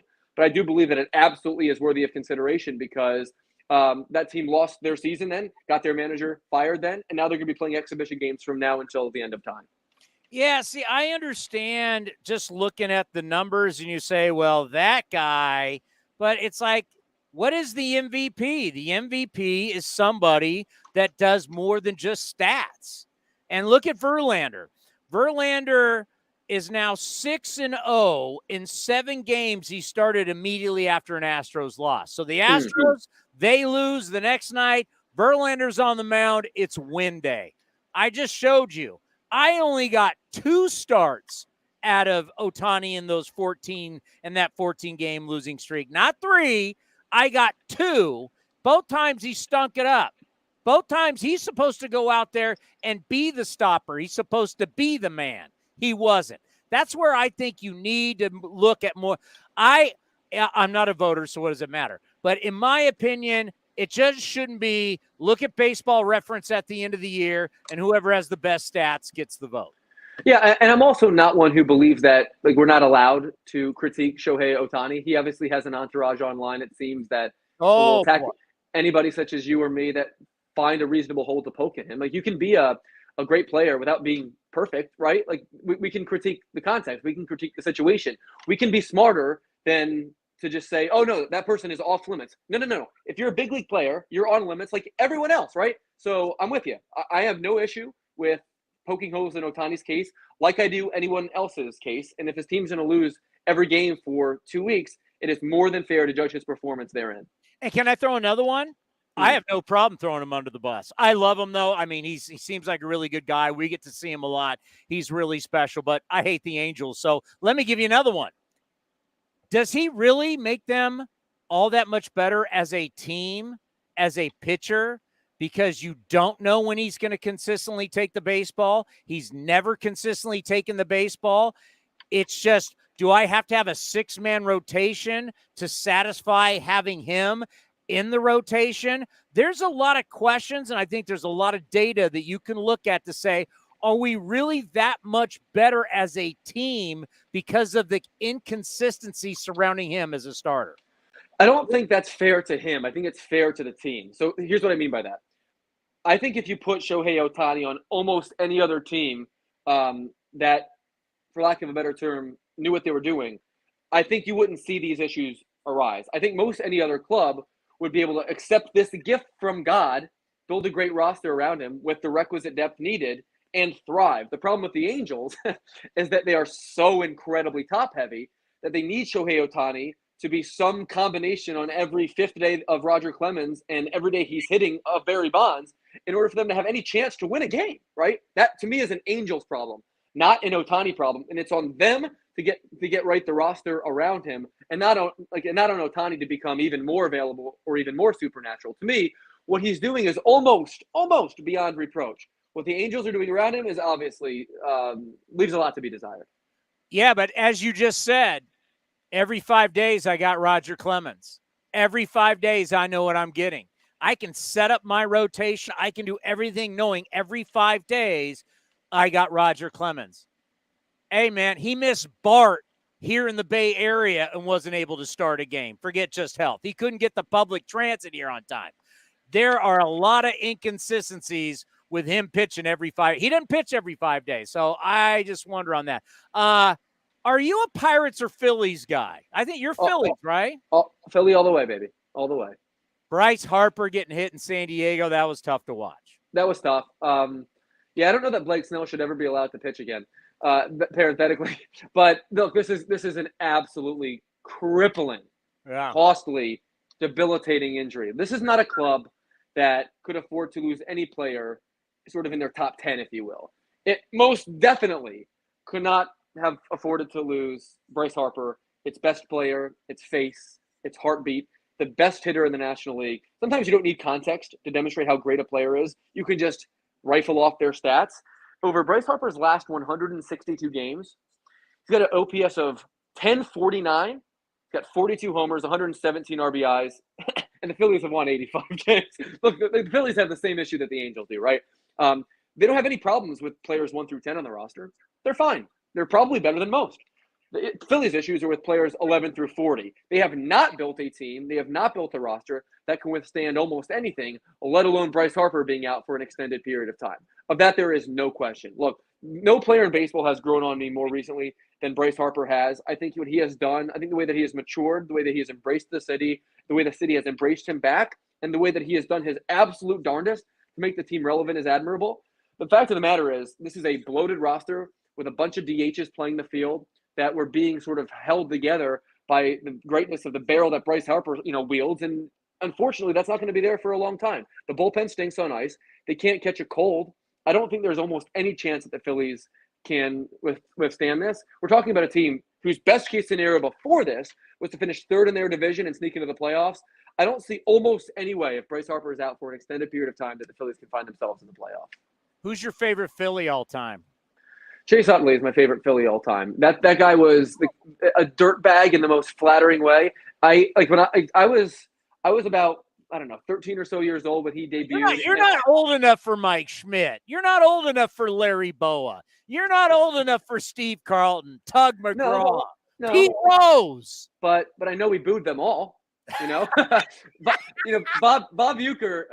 What about Von Hayes? You want to talk about great Philly Von Hayes? Name random Phillies in the 80s. Look, Bob Uecker, who was played for the Phillies for a season or two, has this legendary stand-up routine in which he depicts a story of a fan falling over the ledge at the old stadium, Connie Mack Stadium, and the fan was booed because he survived, right? That's the kind of brethren that I associate myself with. I like it. But Chase Utley is my favorite Philly ever, man. Chase Utley is a god. He is he's Allen Iverson. He's Brian Dawkins. He's Nick Foles. He has that sort of mythical, legendary status where if you see him in the streets, Nick Foles won us a freaking Super Bowl. That's an Eagles town. By the way, I saw on the ticker today. On this date in baseball history, Ryan Howard was the fastest guy ever to 100 home runs. Ryan Howard, look, is probably the most overrated Philly of my lifetime. He's a player who just feasted on hitting with Jimmy Rollins and Chase Utley on base. If you look at his career totals now, they're actually pretty unimpressive. At the time, we didn't know any better. He hit 58 homers and 149 RBIs in the second year. He was a revelation as a rookie. He was a great hitter early in his career.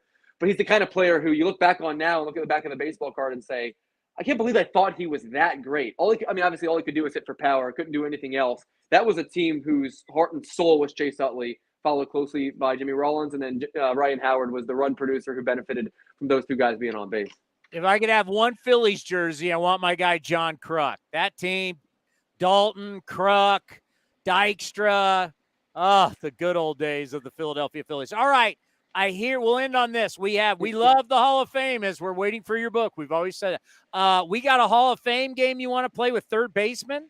Look, I think we might be living in the golden era of third baseman. There are so few third basemen in the Hall of Fame, the least represented of all positions.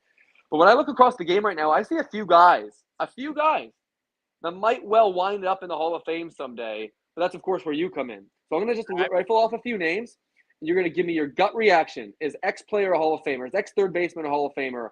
I'm going to start with Nolan Arenado. Is Nolan Arenado a Hall of Famer? Yes. Tell me why. In the end, he's going to have the offensive and, of course, the defensive numbers. Without looking right now, how many home runs does that guy have? He's got to be sniffing 300. 283 home runs, 9 Gold Gloves. Platinum. That is the profile of a Hall of Famer. I mean, platinum. Hall of Famer. Well, those don't go back as far. I can look that up too. Yeah, he's got I think he's got 3. He is an absolute stud. He's thriving right now in St. Louis. You're yes to Nolan Arenado. So am I. And by the way, you know what also helps him? By leaving Colorado and still putting up numbers. So he won't have the Larry Walker, Todd Helton. He's going to have the numbers in St. Louis, great baseball city. He's the lock. I totally agree. That's a point well made. Is Manny Machado, my friend, a Hall of Famer? You know, the problem with calling him a third baseman is he's really a shortstop. But in the end, Manny, and I'm not a Manny Machado guy from a standpoint of the type of guy he is, but I think in the end, if he's the dude, he's one of those guys who is a dude. Bob Melvin's going to help him long-term, image-wise, and a player. But I think at the end, when you look at his numbers, yeah, he's going to be a guy that's going to be a Baseball Hall of Fame. The list of players with 1,500 hits and 250 homers before turning 30 is a really, really short list. Eddie Matthews and Ron Santo are the only third baseman to do it. He's almost at 50 WAR. I agree with you. Manny Machado will be a Hall of Famer someday. I got two more guys. One of them is young. One of them is a little less young. I'll start with him. Is Jose Ramirez a Hall of Famer? It's going to be how he ages. I mean, that's going to be the big thing for him. It's going to be, I mean, because obviously he swings it, and he's better defensively than you think. I think if you look at it's bet metrics. That's one of those, if he ages well, yes. Because all of a sudden you're going to look up and you're going to look at the analytics and the traditional numbers. They'll all be there. Plus, he's going to get the boost of staying in Cleveland his entire career, not being one of these guys that want to jump. Writers love that. Remember, there's also a little politics in the voting of the Baseball Hall of Fame. I think if he stays in Cleveland his entire career, he'll get a boost for that, and he'll have a statue out next to Bob Feller at Heritage Park there in Cleveland. I think you're right. This guy's a stud, and if you look at the consistency here, in 2017, third in the MVP voting. In 2018, third. In 2020, second, and then last year he was sixth. This is a perennial star, obviously underrated in that market. Has to age well. He's got a good shot, but he's got to age well. My last one for you here, because I'm seeing some flashes lately. How great can Rafael Devers be? Is that a kid who's going to be great, or is that a kid that's just going to be good? I'm not buying stock in him being a Baseball Hall of Famer. Okay, fair enough. I'll tell you what, though. That guy can throw the barrel at it. I would say, we'll go back and look at his numbers sometime. He's 25 years old, and he's putting up some numbers. He's going to be an accumulator. He started at 20. That guy's got a shot to do some real damage. That's so early in the game on that. Oh, yeah, of course. I mean, that's why we call it the Hall of Fame game. I don't think you could. Check back with me, that haven't had a major injury yet. The contract situation's going to come up. You got like a lot of stuff coming. Is he going to stay in Boston? Mm-hmm. Well, that's the big question here. They have Bogarts to take care of. They have Devers to take care of. They have all sorts of issues. Meanwhile, they paid Trevor Story $140 million for some unforeseen reason. I think the kid's a stud. I'm a big fan of his. I want to sort of get your reaction next time you guys see the Red Sox. That is a live bat. Like, that is one of the quickest bats in the league. I just love watching him hit, so I wanted to throw him in. Yeah, we've now played him twice. We don't have to see him again. He already tore us up. But then again, who hasn't? All righty, my friend. You know what? I'm going to send you a player. I'm going to send you my grandfather, and I want your opinion on him, the 1947 most valuable player. Go look up Bob Elliott. Bob Elliott. Yes, yeah. Bob. I feel like Bob Elliott showed up on a list sometime. Very first third baseman ever to be the MVP in baseball.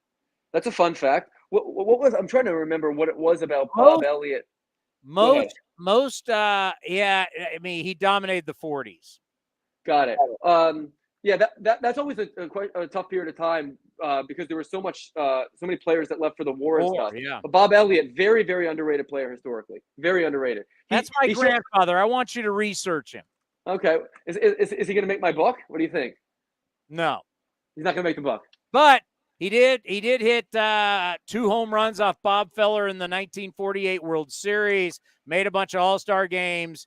Whenever he always comes up as one of the top Braves players of all time. He was on the Wheat. I have pictures of my mom, my grandmother's little girls with my grandfather. He was one of the Wheaties guys. Oh, is that right? Oh, yeah. Kind of a big deal back then. It's sort of funny how history doesn't do justice to some players, right? Like there's certain he players died early too. That did not help. Didn't help, but like if one of the few sports writers of the day didn't have a crush on you, right? Like you just sort of were forgotten. Like he's a classic example of a player who produced and should be remembered far more than he is. Of that, I'm confident. He's in the Boston Hall of Fame. He's in the San Diego Hall of Fame. He's got stuff in Cooperstown. So I've been there. They've taken us down in the bowels, and they've got his bat and his ball for career hit number 2000. They got jerseys. So they got a bunch of stuff there of his, but was never elected in. Well, maybe we can get him on one of these committees someday. All it takes is a few, right? I need somebody at the 4-letter network who's got some juice to start looking it up and make a case for me. It's time to get up. Will this be the year that Bob Elliott finally is enshrined in Cooperstown? That coming up next with Kyrie Irving. You are the best, my friend. Be well. Hey, how's the wife doing? She's doing great. We're starting the third trimester, sort of as we speak. She is champing out, much more resilient than I would ever be. So I appreciate the well wishes. She is enjoying. What she's mostly enjoying is dairy products. Like she drinks like milk out of a jug now. Like it's just a very and eating like ice cream like every night. Like her diet has changed considerably. But look, I think everything like that's off limits. I can't be critical, right? She's going through all sorts of stuff. Oh boy. Hey, when we talk, when are you expecting? End of September. End of September. Well, you may have a. You got to have all kids got to have an American League team. We may be sending you some. You might be getting some age swag. Some gear. I'll take 100 of those. Look. Anything you send, just send 2 of them, right? We'll button them up. I know the deal. Yeah, you of all people are qualified to know how many things I'm going to need here. Yes, so. You're going to need a lot. All right, buddy. We'll talk to you soon. Peace. The great Paul Hembekides from ESPN and the morning show Get Up and his podcast and Buster Olney's Baseball Tonight. Buster, what happened to every day? Well, Buster, while we were on the air, I got the notification. Baseball Tonight was done today.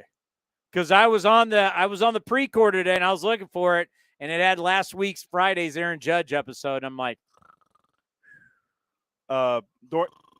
during the interview with Hembo, the great Alex Jensen was texting me. I absolutely love him trashing the Angels. Who? Jensen texted me that. Who's that? The guy that you made. Oh, no, that's Ken Korak's guy. That's his father-in-law. That's true. That's very true. Ken Korak made Alex Jensen. Alex Jensen won't even return my texts anymore. Filling in for me is below him now. Yeah. By the way, Kawahara is going to join us shortly. He's going back up to the press box at Yankee Stadium. So Hembo did the name game with you, or the Hall of Fame game with you. I agree with everything you said. I think Arenado's a shoe-in. Who was that's not doesn't make you're supposed to debate me. Well, no, because I think that's what makes good. You're supposed to be Skip Bayless. I think Rafi Devers could be a Hall of Famer. He's 25 years old, man. I know it's so. See, when he said, "I'm going to give you a guy that's a little older than a guy that's young, and then a guy that's not so young," and I was like, "So is he going to go with like Chris Bryant or Evan Longoria?" Is where he's going? It's tough to talk Hall of Fame with a guy who's, Acuna Jr. He's hurt again. Yeah, it's not fractured though. He's hurt again. These things, it's tough young players to say that young player, because no matter what, you're going to need longevity, unless you're like Sandy Koufax. You're going to need longevity. Look, you would have said if we would have played the Hall of Fame game, and I would have said Jacob deGrom, you would have said shoe-in. Oh, the way he was going, absolutely. Do you feel like shoe-in now? He can't get on the field. It's July. It's almost July.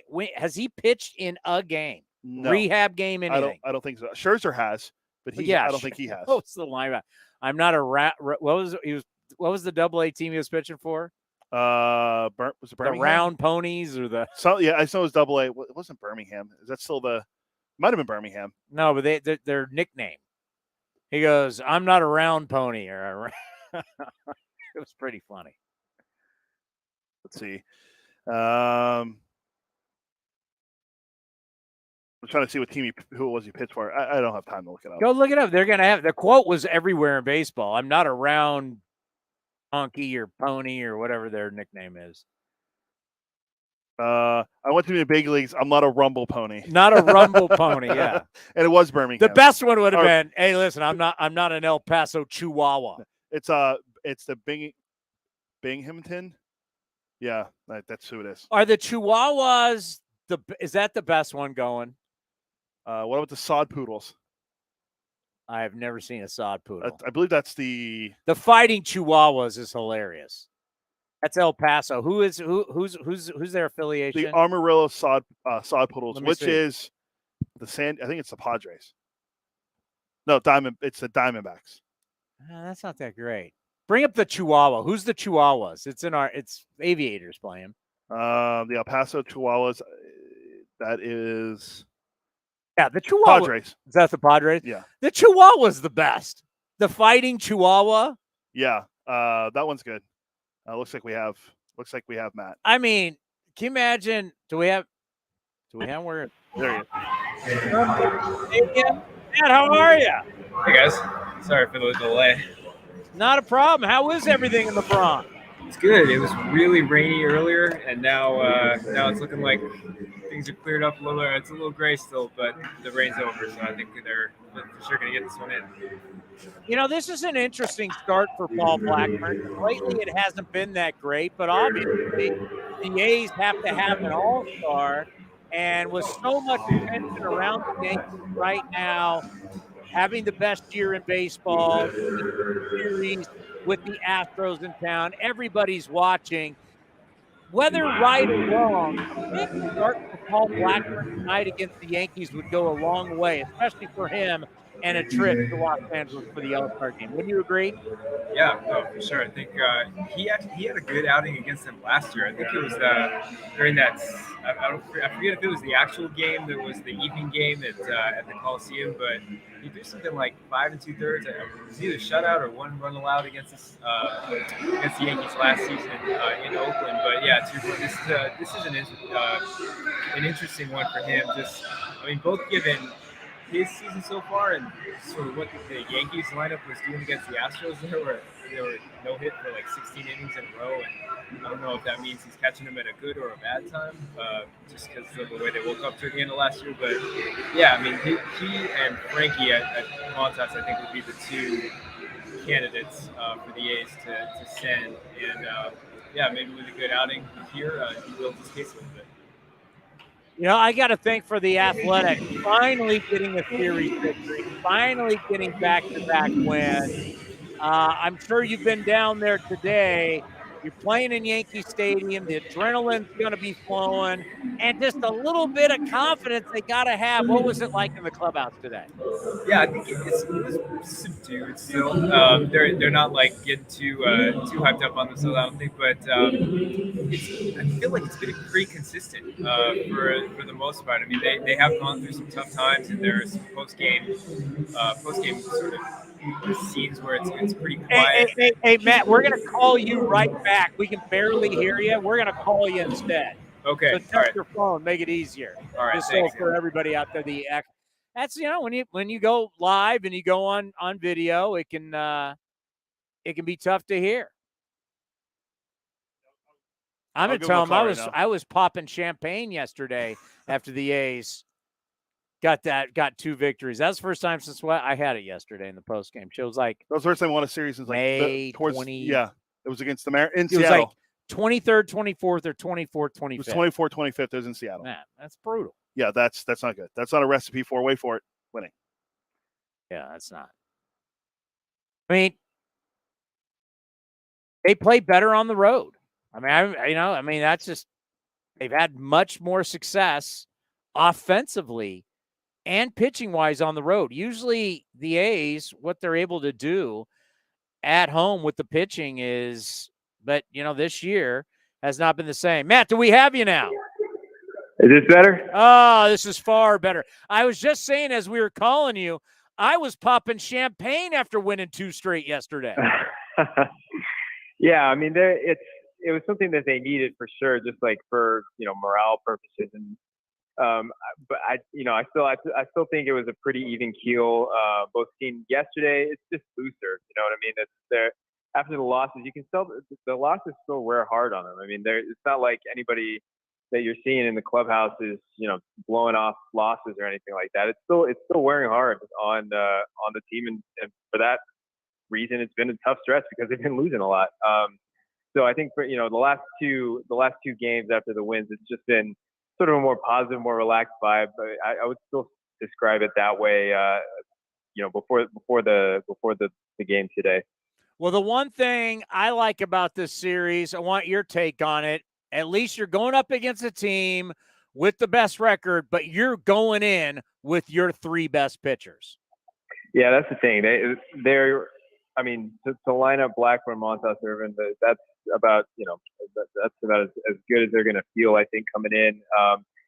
It's going to take probably some strong starting pitching too, just because I would say that they're probably a little thin in the bullpen right now. Obviously, with Jimenez down, and then Trevino having worked the last 2 days, including 6 outs a couple of days ago. I would assume that he's down today. So they're kind of going mix and match and patchwork stuff at the back end right now. But yeah, I mean, to your earlier question, to have Blackburn going tonight, I think it's about as strong a foot as they could start off on, knowing that Frankie's going tomorrow.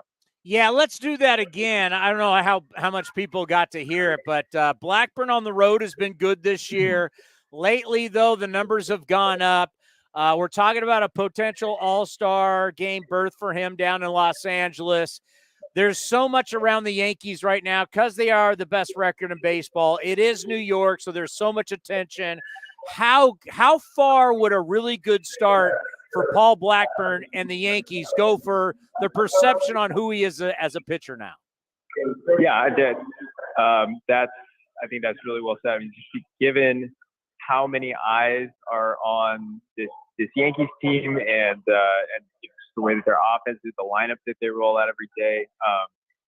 I think, last season Blackburn did have a pretty strong outing against the Yankees in Oakland, but yeah, you mentioned the road record. I think he's 5-0 with a 1.00 ERA and 8 road starts, something like that. Obviously, he went into Fenway Park and didn't have a super sharp outing, but he was still able to navigate that lineup and keep that. I think he was holding the 1 run over some, I forget how many innings, but and then the start against Cleveland. I mean, he's strung. He's had a couple of good outings this year or this month. It's just been not as kind of consistently consistent as the first month and a half or so. So yeah, I think this is a good test for him.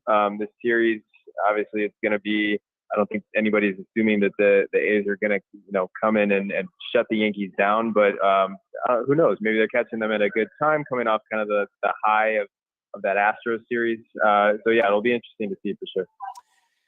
The one thing that I've noticed is when you guys talk to Mark Kotsay after the game and anybody questions about effort, about the team losing, you can tell it ticks him off. You could just – and Kotsay is not great at hiding what he's thinking, and I love that about him. Just talk about the fight that the manager still has. The players, you were mentioning it, they still have that fight. No matter what the record is, you're still getting everything they got. Yeah, I think I want to say it was like a pregame question maybe a week ago. Somebody just asked him if he's still seeing, because that has been the theme and the word that he's repeated really throughout the first half of the season is fight. And I mean, the results are what they are. And somebody asked him about a week ago if he's still seeing the same fight. And yeah, he did bristle a little bit. And he's been pretty even keeled throughout this whole thing. So to see that, I think was, as you mentioned, it was kind of eye opening.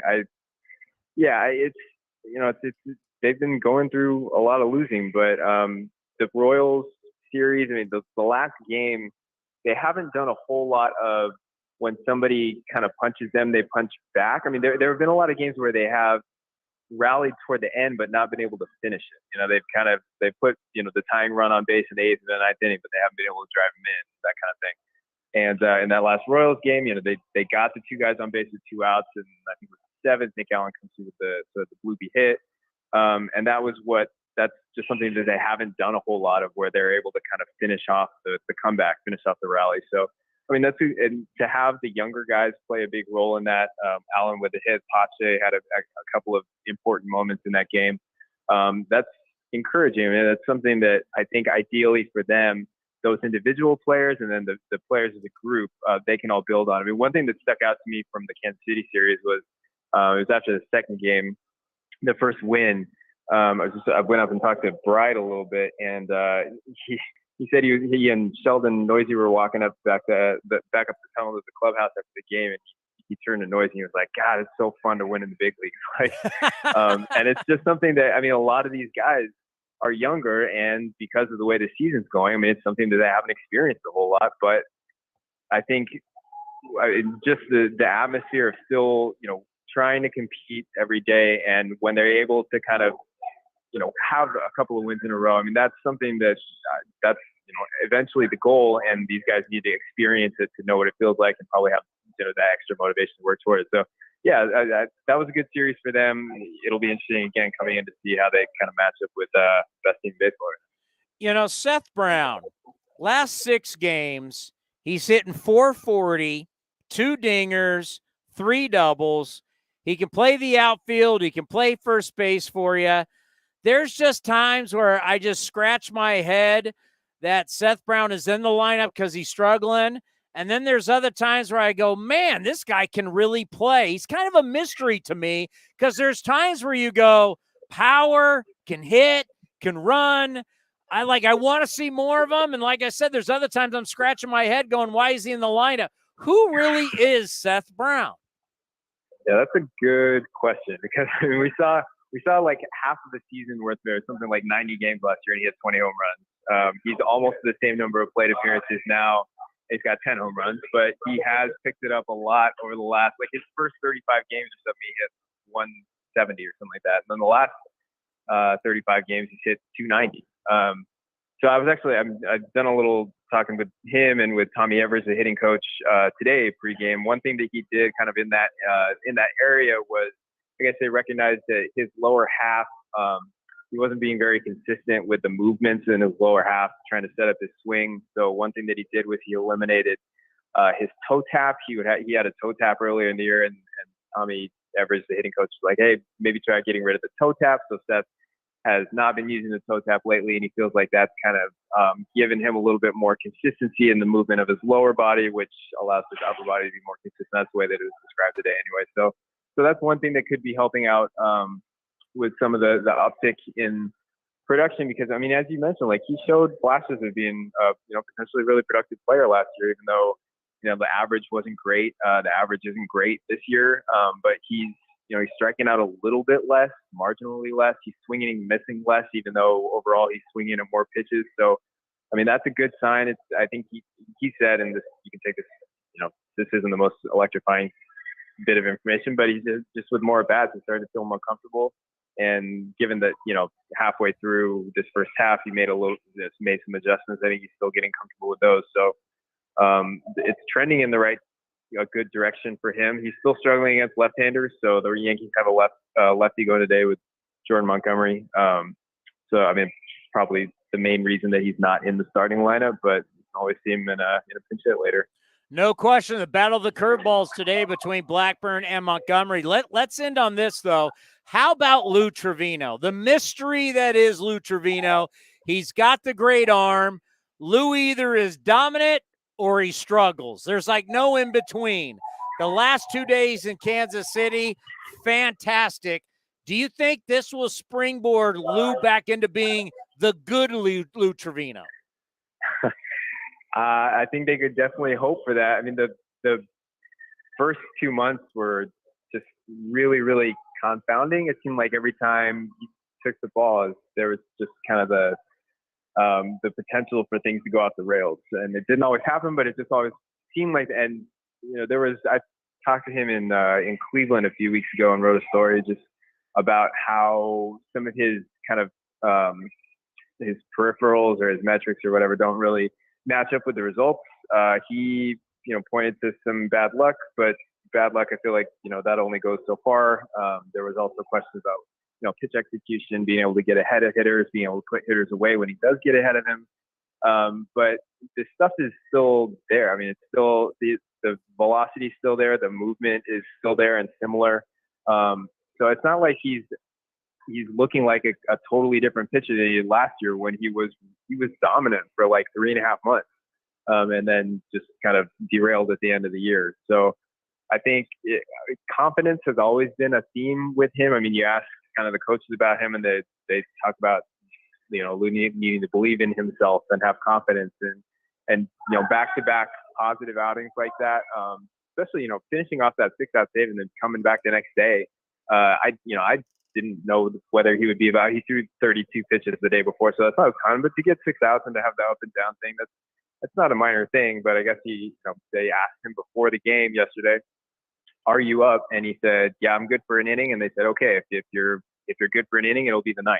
So it sounds like they are giving him chances again with Jimenez out to get some of these save situations. And if he can get himself back on track with the idea that Jimenez is likely going to be back here at some point, they could really bolster the back end there with the bullpen having been a lot shakier, I guess, over the last month or so. All right, the one trip to New York, what's the restaurant or what is the type of food you have to have on this trip? Oh, that's a good question. Last year they had an off day before the series, so you just kind of got to wander around and explore. This one is much more of a quick in and out. I would say, I don't know. I kind of gravitate toward bakeries, and there's a bunch of them. So you just have to be walking down the street and see one and duck in there. But there's a lot of chances for sure. Great stuff, buddy. We appreciate it. Enjoy New York, then Seattle, and we'll see you back home. All right. Thanks, Honey. Matt Kawahara does a great job covering the A's for this San Francisco Chronicle. What are you doing there, Commander? You go to New York, what do you got to have? I've never been to New York. I've been to Coney Island. I've never been to New York City. Yeah. Sorry, my parents aren't travelers. But I'd have to get a... By the way, everybody, you know what I totally forgot? Dave Cavill was not he had to cancel. We're hopefully going to get him tomorrow. So I'm assuming people tuned in at 2:30 and went, "Where's Cavill?" Yeah. I'm we're trying to make it work for tomorrow. So hopefully we'll have him tomorrow. He had to reschedule today. We have a few minutes. I just want you to know I went out of my way to promote that. The broadcasters promote it all for you. Well, life happens. I just got an idea now that we got Nolan Ryan. Have they done anything for Mark Langston? At Anaheim? They might have. We should collect random friends of the program stuff. Well, we have 2 already, at least. What would be the random one? Well, not random. Sorry, but like friends of the program. Yeah, I like that idea. What? Okay. Well, Nolan's the only non-A. Yeah. Let's see. Who could we get? I got to fix Bill Walsh, but he doesn't count. Who can we get from the Mariners? They're not doing a Tommy Malone bobblehead. Dave Sims? Have they done a Dave Sims? We'll find out when we're gonna have Dave Sims on this week. Let's see. Astros Blummer. Gotta get a Blummer thing. Or Sparksy. Hey, maybe since you're an Ichiro guy, get an Ichiro. I could probably get one of those on Amazon or eBay or something like that. So tomorrow, what are we doing tomorrow? I pretty much got everything into there. I want to get more into the. I've only got through part of the article. Some of these articles. It was the Bat Path article, 16 pages. No, it's a 16-minute read. Yeah, but I want to get into that because we got to get on one of these hitting guru people. Why are numbers not going up? We'll have to have Keenan Long on again. The guy who runs Long Ball Labs. They gave us a T-shirt. Perfect. That helped Jed Lowry. Perfect. Somebody like that. Why? What's going on? Why do we have all this technology and numbers aren't going up? Other sports, technology has meant more runs, more points. Why are we not seeing a dramatic increase every year? Yeah. We could do that tomorrow.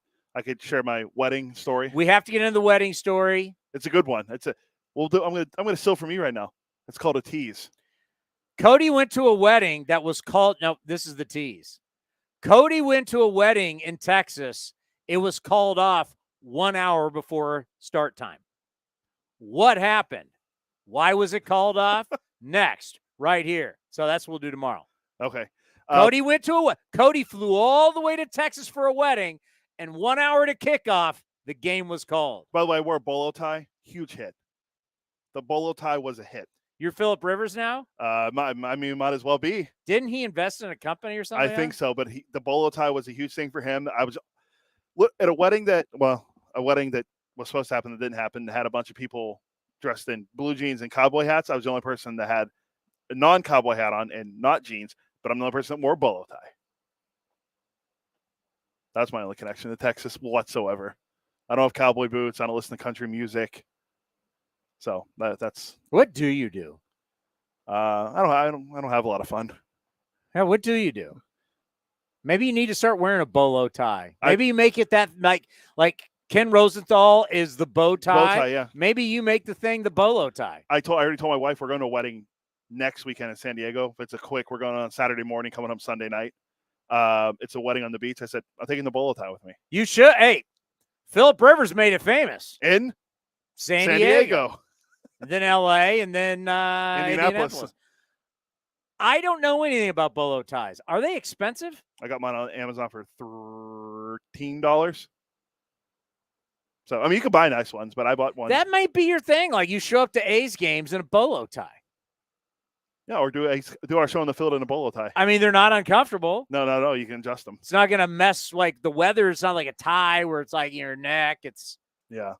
Can you go like a low hanging bolo tie? Well, it's adjustable, so you can. If you buy a longer one, you can. Mine was pretty. I'll show you a picture when we're done. And then for like Christmas, I can like get you different bolo ties. Yeah, why not? By the way, to promote for tomorrow, Marla Rivera, our good friend from the Yankees. We loved her last year when we had her on in the field. Yankee pregame and more Yankees. And the guy right here to my right who says he doesn't want to talk Yankees loves talking Yankees. Doug Glanville tomorrow as well. Do you want to work for the Yankees? No, but Doug Glanville tomorrow, so that'll be cool. The great Doug Glanville. The professor. Yeah. All right, so that's all we got. That's it? Yeah, we got to go. Wow. Pre-game's in 4 minutes.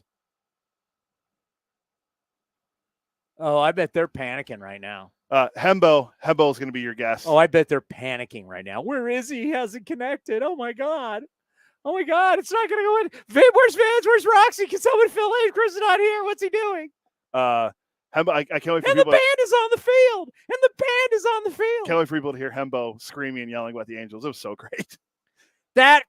Iglesias running out and throwing the seeds on the field is, in the history of baseball, is one of the dumbest things I've ever seen. Yeah, it was a really cool shot, like the video, but yeah, I agree. Of what? You're throwing sunflower seeds on there. You're a tough guy throwing sunflower seeds? They slowed it down and he watched it all just fly in the air. It was pretty good. Could be one of the biggest fake tough guy moments in the history of sports. Agreed. Well, Rendon hitting with the cast was. At least Rendon hit him with his left and was in it. Yeah. This guy's throwing sunflower seeds. Yeah, that's true. All righty, that will do it for A's Cast Live. We'll be back in moments with A's Total Access. The Coliseum has gone by many names, but none better than the Last Dive Bar. Hi,